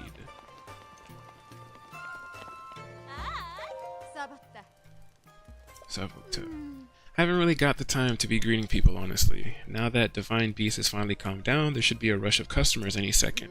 So why did something like this have to happen to me now of all times? What's the matter? I manage a shop that specializes in handmade accessories, but I've run out of flint. I need it to make my items. If only I had 10, just 10. Some kind of guy would give me 10 pieces of flint, I would offer a nice reward. I can dream all I want, though. Nothing goes that smoothly in the real world. Accessories. I use rubies, sapphires, and other gems to make accessories. Each gem type has its own power that it can transfer to whoever wears it. There's nothing I can do about not having any flint, though. Tools of trade. Sorry that you came all the way to see me for nothing. I don't think I have 10 flint. Oh, we have 14! What am I saying? Sorry I haven't been able to get any flint yet, so I'm not in a position to make any accessories right now. I wonder if I'd be able to work if a kind, generous Vi were to give me 10 pieces of flint, though. Here's some flint. Huh? What? You're just giving these to me? Sarkso. But I can't take this all from you with just a Sarkso. We hardly know each other, and you've been so nice. The shop's been closed so long, I hardly have any inventory. Oh, of course. Now that I have some flint, I can make a jeweled accessory for you if you're interested. We already have heat. Maybe topaz? Because I don't have a topaz thing. To grant electricity resistance. You sure you like topaz earrings? Sure, why not? Thought you might pick that one. Please give me a moment. Tools of the trade.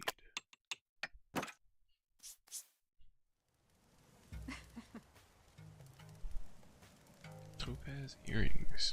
Brand new, especially for you. I think it turned out really well. Yeah, that's pretty cool. They're made with topaz, a gem that harnesses the power of lightning to increase electric resistance. Thanks to you, I got the shop running again, so if you ever need an accessory, please come by for a special discount. Just don't tell my other customers, okay? Tools of the trade, complete. So we need to do that one. Medicinal Molduga. Go talk to some of the soldiers over here.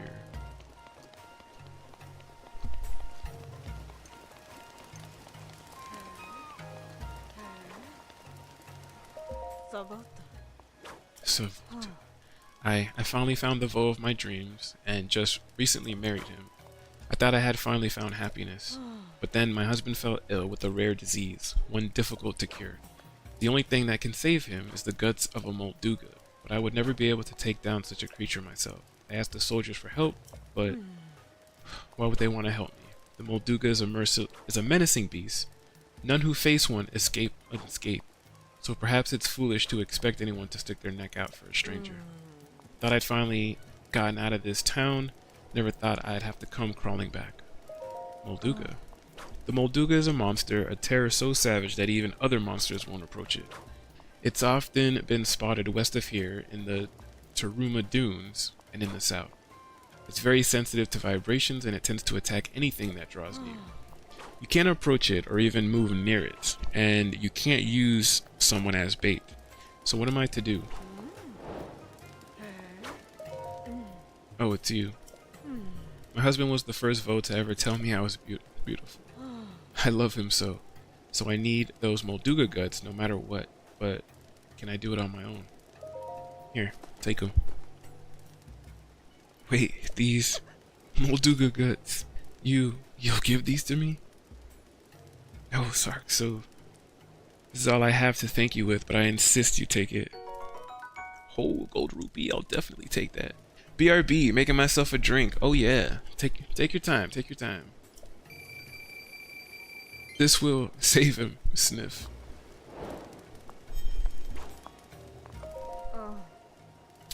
Medicinal Molduga.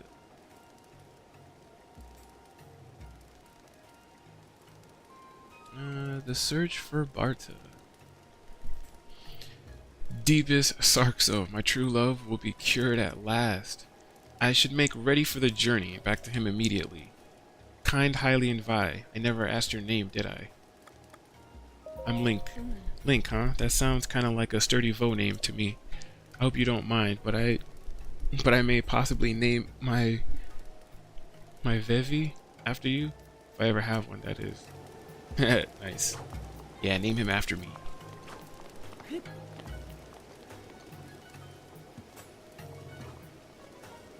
What happened to Barta? What? Barta didn't come back again? I'm afraid this time she went to investigate the Leviathan bones in the southwest. I tried to stop her. But obviously it didn't work because she's not here. Well, yeah. But everyone knows that area is the domain of the Molduga. So who would figure she'd even go close to there? Yes, nobody would dare. And not only that, but it's an extremely hot zone. So we wouldn't last long there in our gear. You idiots. That scatterbrain wouldn't even realize she was walking into danger. I mean, you know that, right? Why, it was just the other day she ran off and got captured by the Yiga. They're talking about that same girl that we saw in the Yiga hideout when we went and fought the boss. That's funny. She was in the cage, like right at the beginning of that whole stealth encounter. I guess Barta will be Barta, and you all aren't going to change. But still, why does she have to go and get in trouble like this all the time? Alright, search for Barta. Which means... don't mind me, just passing through.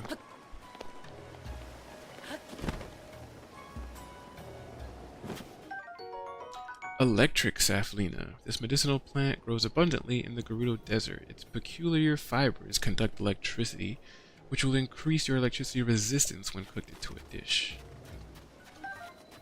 It shall indeed. But that's not why we're running back here. I actually think that I need, because in order to get to Barta, we also need to go to that ferry that I was talking about.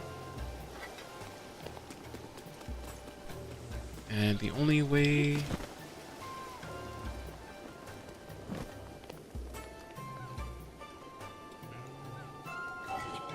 talk to you. Can I not talk to you? Divine Beast, quiet down. Maybe it's time. I've got things for sale. I want to sell you my gems too. I need at least 5k. Maybe it's 7,500? I forget.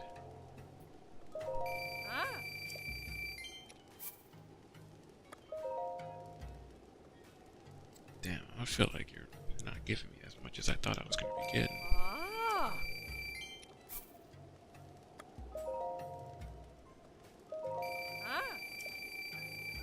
We'll just try to at least get like 4k. I mean, 5. Alright, so we got 5,600. I don't know if that's actually going to be enough for the next ferry. But we're going to try. We're going to hope that it is.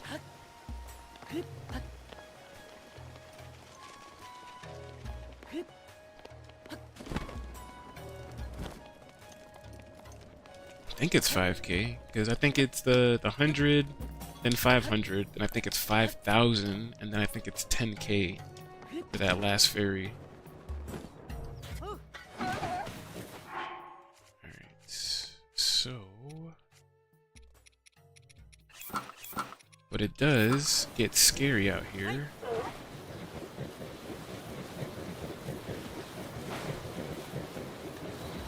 Because the radar stops working.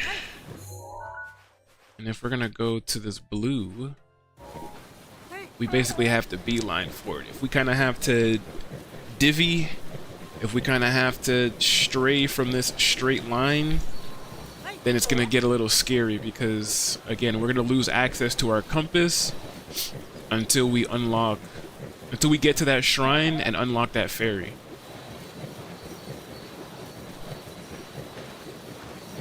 See how it looks like a desert storm out here? And the first time this happened to me, the first time I came out here with this this animal, this sand seal, it scared me because not only does your map go haywire, but your main map is also just like inaccessible, and it scared me the first time I tried doing this. All right, here we go. Straight into the blue. So you see we lose our mini map, and then when you open up your main map, this is what it looks like. And it, like, honestly, it made me feel weird. It like made my skin crawl the first time I did it. That's why I was like, I don't like this. Alright, but like I said, as long as we continue straight, as long as we beeline straight to where we are going, we will be alright. And honestly, right there, I thought it was a cliff or like a hill that we were on. I was already just like, well, that's gonna be the end of it. So yeah, once you finally make it all the way into the corner here, and for some reason that wasn't scary at all. The first time I ventured in here, for some reason, like I got lost and I didn't know what to do, and my skin was crawling, and I was ending up everywhere else. But for some reason, right now, it took like 2 seconds. Like, that wasn't nearly as bad as previous times.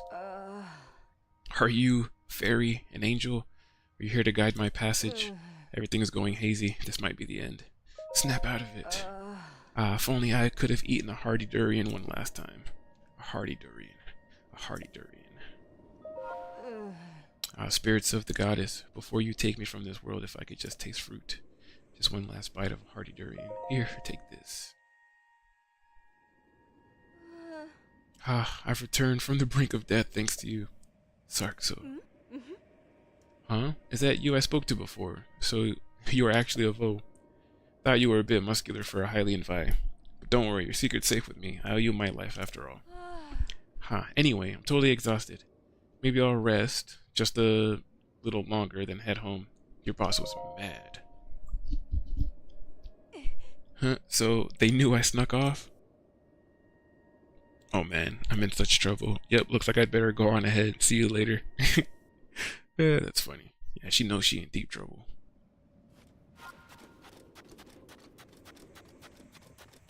Alright, but while that's happening...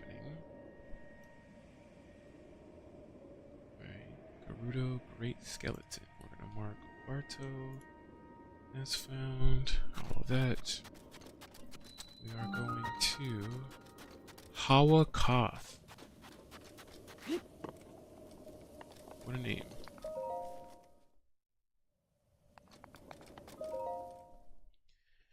Hawa Koth.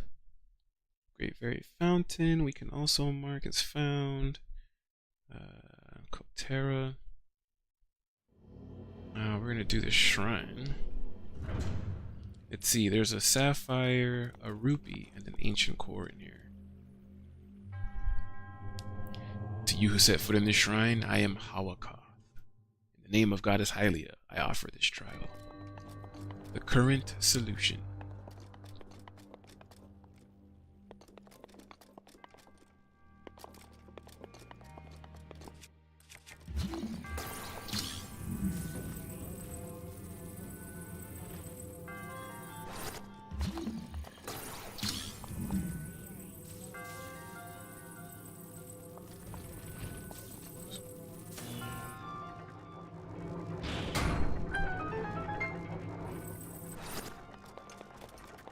Alright, while that's doing that...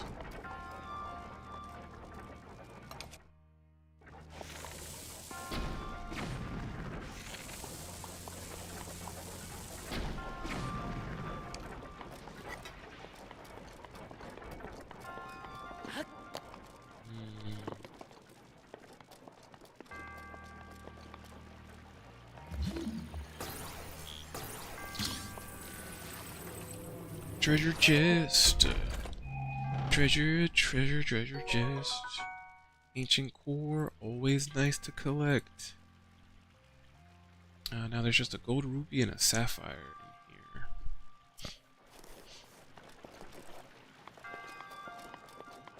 Gold rupee, sapphire.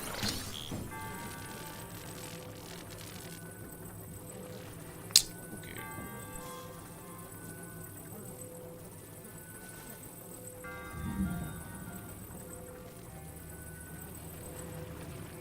Say, why are you giving me so much trouble?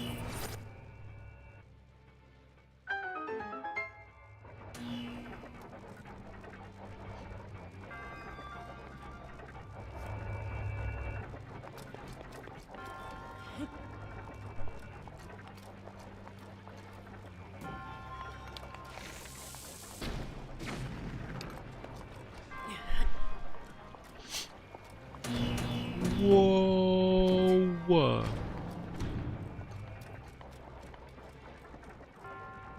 It's crazy.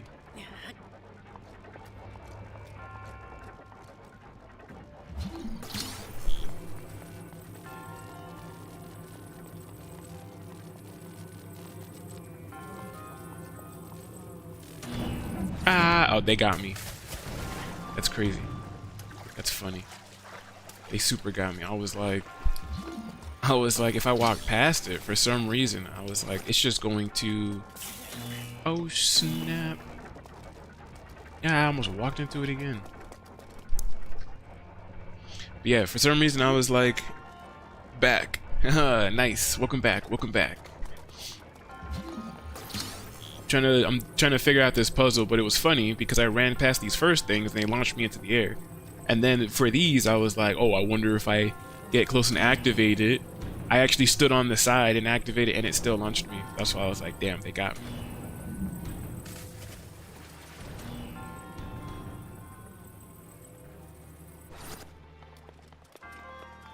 Another chest in here. Of course. This one's gonna be our sapphire. Oh, I lied. It's gonna be our gold rupee. Nice.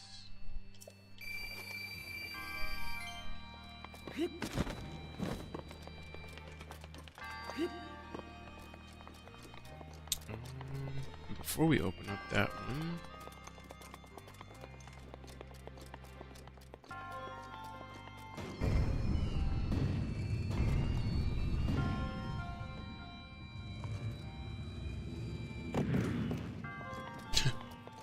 alright. Yeah, before we start trying to figure out all that crazy stuff over there. Now we need this one to basically open this. Oh, we need the gear. Oh, which is in there. So we still had to come over here anyways. Where's this last? There's another chest. Ah!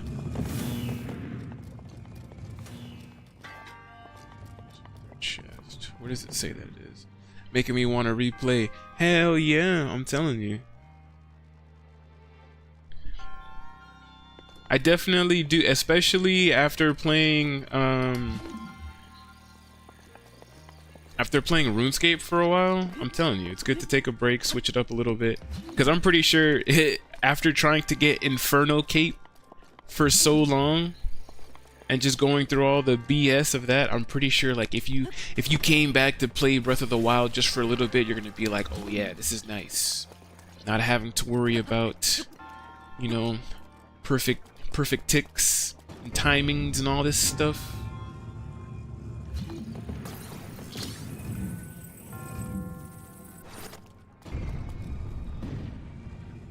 I think I remember how to do this now.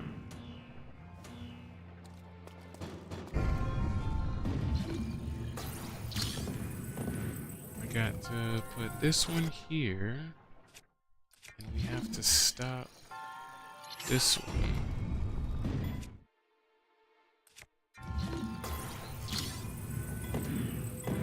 Because then you do it like this, and it should be fine. Oh, Hells yeah. Oh, and I was just about to say, it said the last chest was in the gear room, and I was like, in the gear room where? Alright, so Sapphire complete. We found all the treasure for this one. We will also mark the shrine itself as complete.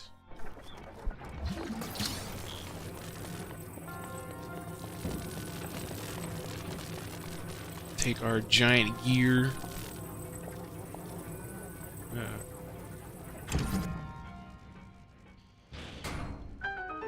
And there we go, another shrine complete. Hells yeah. I've been playing Cyberpunk. You know what? That's actually funny because my sister was actually playing that again. I think we played, or I should say I played some of it. I played some of it, I think, around the time it first came out. And the game wasn't bad or anything like that. I had fun playing it, but I just never played it that long because I was playing other stuff at the time too. And even though people were saying that they were having a lot of glitches and problems when the game first came out, I never experienced any of that, of what people were talking about. I had a great time playing it. I just need to go back and finish it. But yeah, recently she was playing it. She was playing it again too, and she got a lot farther than me. I think she beat the game and stuff like that already. But yeah, from what I saw her playing and stuff, I was like, Cyberpunk is a pretty cool game. It's my first playthrough. Hell yeah. I feel like there's so much to do in that game, and because of all of like the recent updates and, you know, patches and all of the time that they actually put into the game to make it what it is now, makes the game even better than when it first came out. So I feel like now is like a really good time to play it, with all of like the patches and updates and everything else that it's had.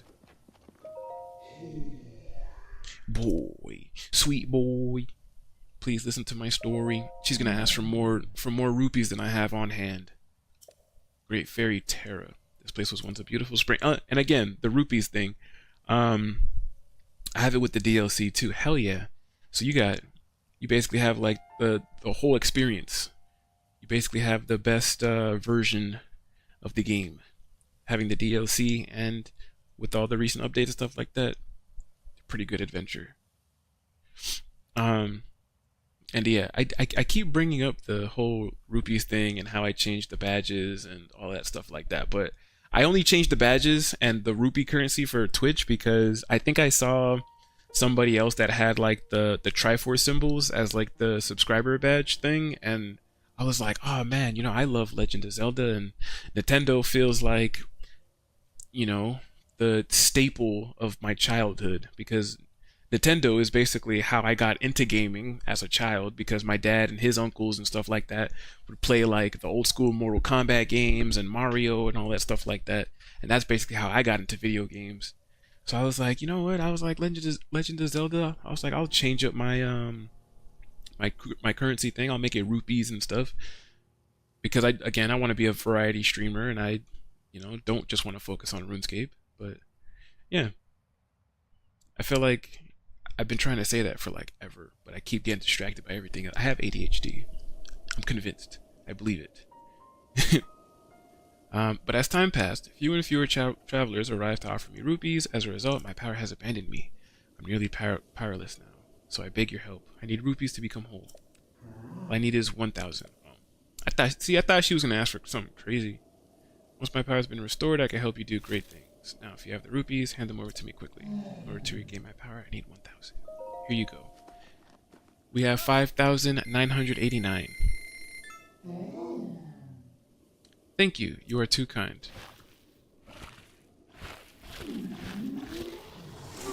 It's overflowing.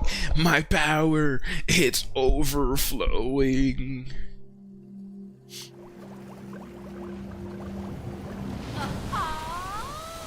Aha.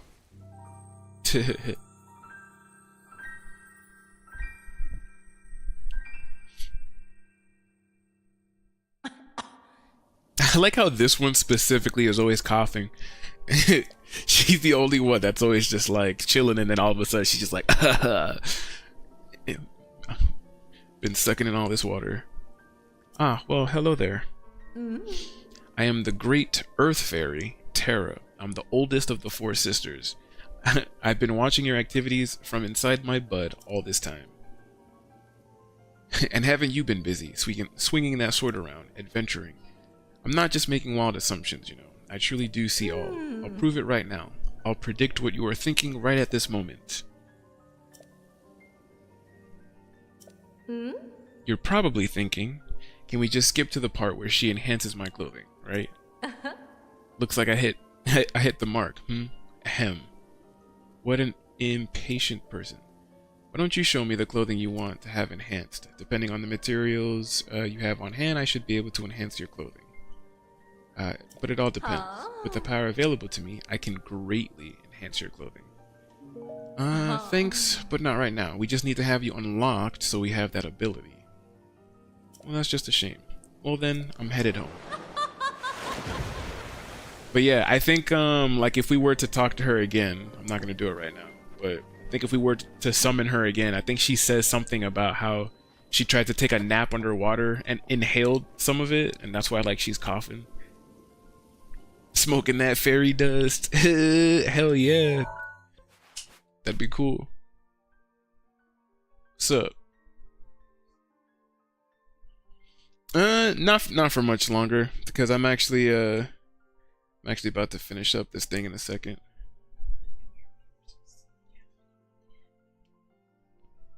Yeah, I hear him out there playing. Is he? What? Ow, my fucking leg. Oh, hell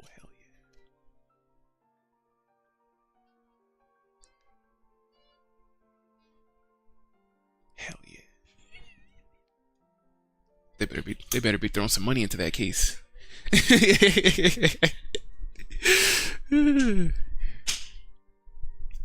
All right, so my nephew actually recently started band in middle school, and he chose the saxophone as his instrument. So he's been practicing, and he's actually been learning to play like some inserts, some parts of certain songs or whatnot, right? Like even earlier in the stream, I think he came in here and he played a little something for us. But he's actually like outside, like my window, downstairs. He actually has like 4 other kids like sitting around, like listening to him like practice basically. So me and my sister are just like, what? He's out there making friends? That's so cool. He's got his saxophone case open and everything like that. That's why I'm like, man, they better be throwing some money in there. They better be out there like, oh yeah, you sound good. Here's a couple dollars. Nah, but it's actually pretty cool. Because if you guys didn't already know, like I also played the tenor saxophone and the clarinet in my marching band, concert band, and I was part of a jazz band for 4 years. So I've actually been helping him with like his music homework and all that stuff like that, how to like read the notes, how to do the fingerings on the saxophone and stuff like that. So to hear him actually play like some like parts of certain songs and stuff like that, it's like a proud uncle moment. I'm like hell yeah, that sounds dope. That sounds nice. When's the first concert? I'm gonna be sitting front row. I'm gonna have a camera ready. I'm gonna be recording all of it. So it is pretty cool. It's pretty cool. I jumped on the back of this dude because there's a Deku seed. Riz King, hell yeah. Hell yeah. I even, speaking of which, let's check this out, because when I was at work and I told the guys that I was part of a jazz band for 4 years, they were like, what? It like blew their minds. They were like, this guy played instruments and stuff like that. And I totally forgot that I had this, but I was like, yeah, I was part of a jazz band for 4 years. And this is actually a picture of me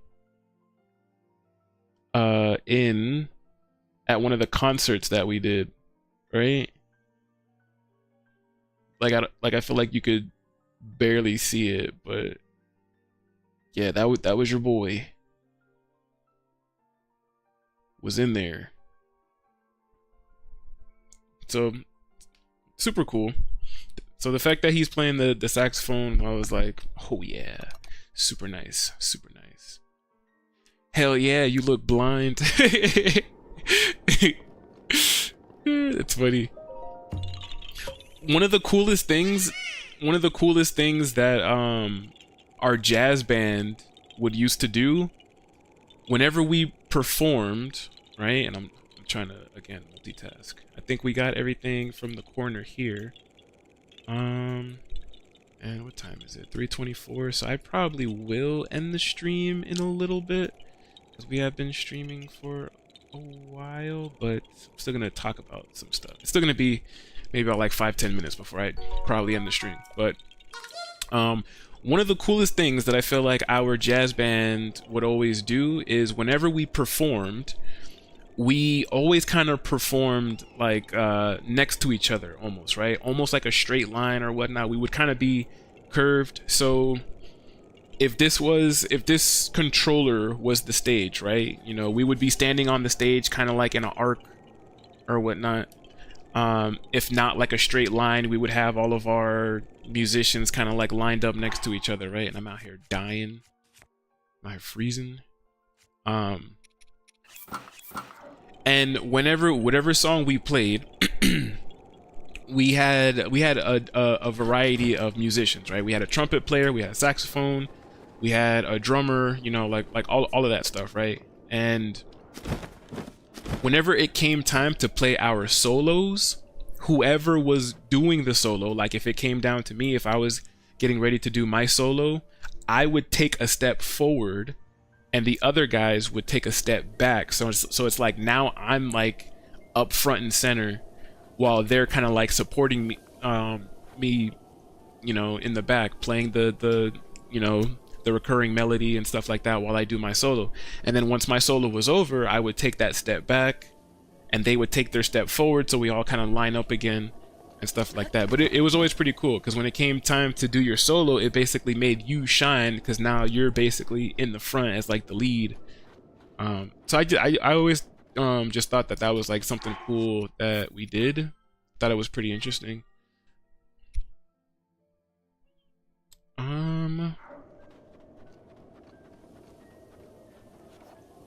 We need to make it back. I feel like that's what I need to do before I... The only other thing I feel like we need... Oh, Enduric carrots. Hell yeah. Always take some Enduric carrots. I didn't even know they had Enduric carrots over here.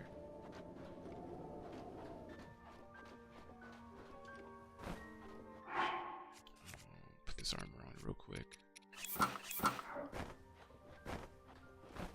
See him on his belly. Fat boy.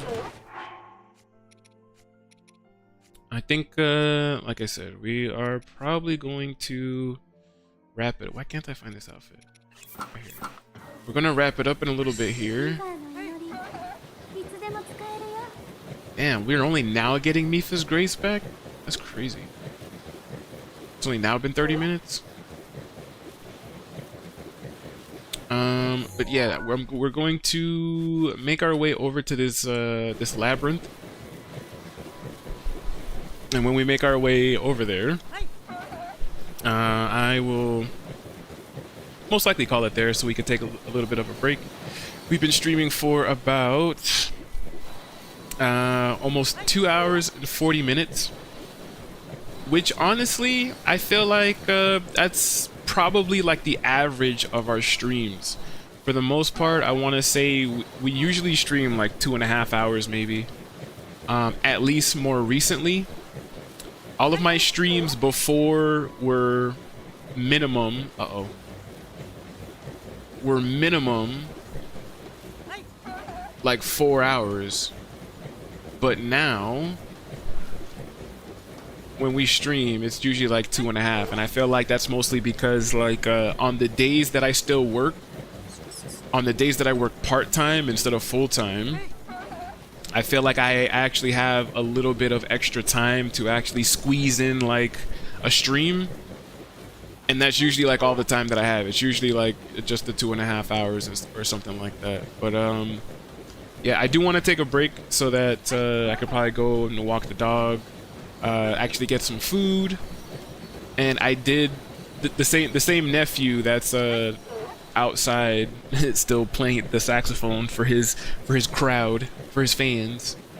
You know, I did tell him that like that we were gonna hang out a bit. He wants to watch Corey Kenshin videos and stuff like that. So I was like, I'll probably chill for a little bit. We'll probably go like watch some movies, get something to eat, do all that stuff like that. I'll probably go and chill. Yeah, slacker. I know, right? I really need to get back into RuneScape. That's what we really need to do. But again, that's why I feel like I'm really trying to enjoy Breath of the Wild while I can, because once I dive back into RuneScape, I want to just fully dive into it. You know, I don't want to go back and forth, because then I always get confused. I always forget like what I was doing in one thing because I'm trying to focus on the other.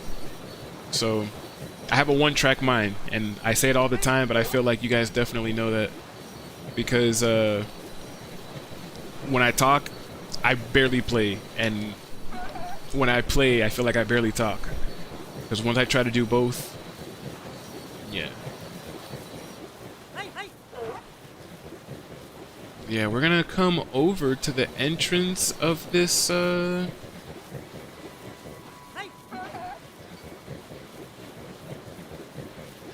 maze. I know there's also a Molduga over here. I think it's like King Molduga.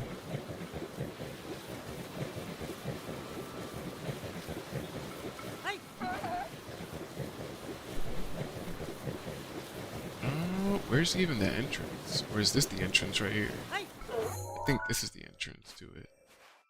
I think so. Or I could do what I always do and make my own entrance.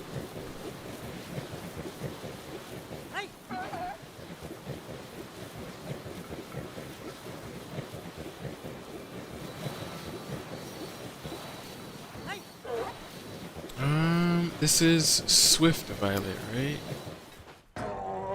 I am so sorry. I just made him go straight into the wall. I am so sorry, dude. I apologize. I didn't mean to do that. I let go the second like he bumped into the wall. I'm sorry, dude. I'm sorry. I didn't mean to. It was an accident.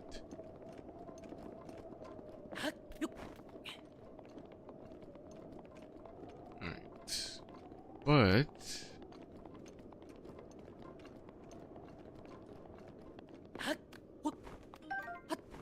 we're still gonna collect some Swift Violet.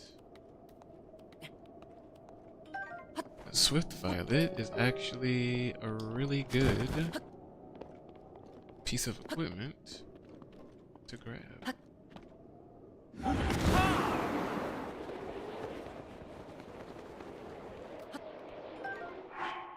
And before we run out of stamina, I wish they had custom loadouts in this game too. Like, I wish I could set like preset outfits and stuff, so I could just immediately switch from like using one outfit that's like good for stamina consumption to the cold outfit to the hot outfit.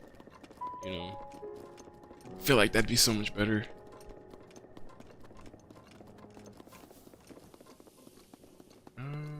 But yes, let us run.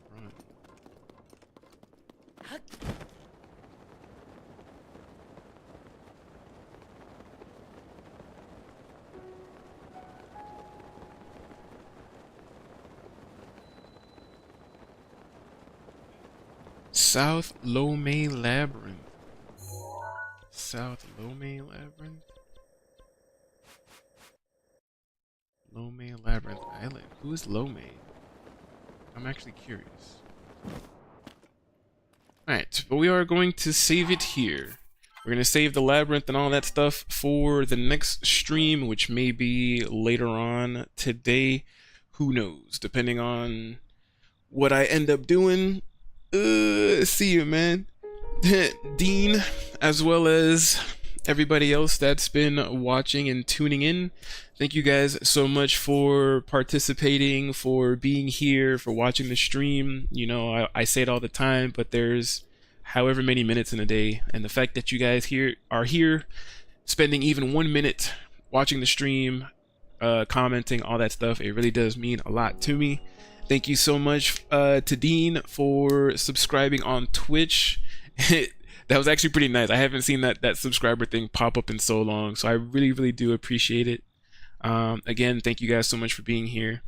And yeah, we will be back on probably later. If not, then I'm also off from work tomorrow. I could also jump back on probably tomorrow morning.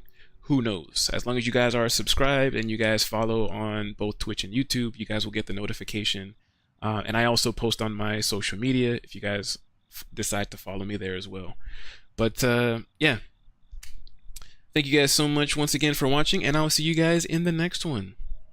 Bye guys, enjoy the rest of your day, and yeah, I am out of here.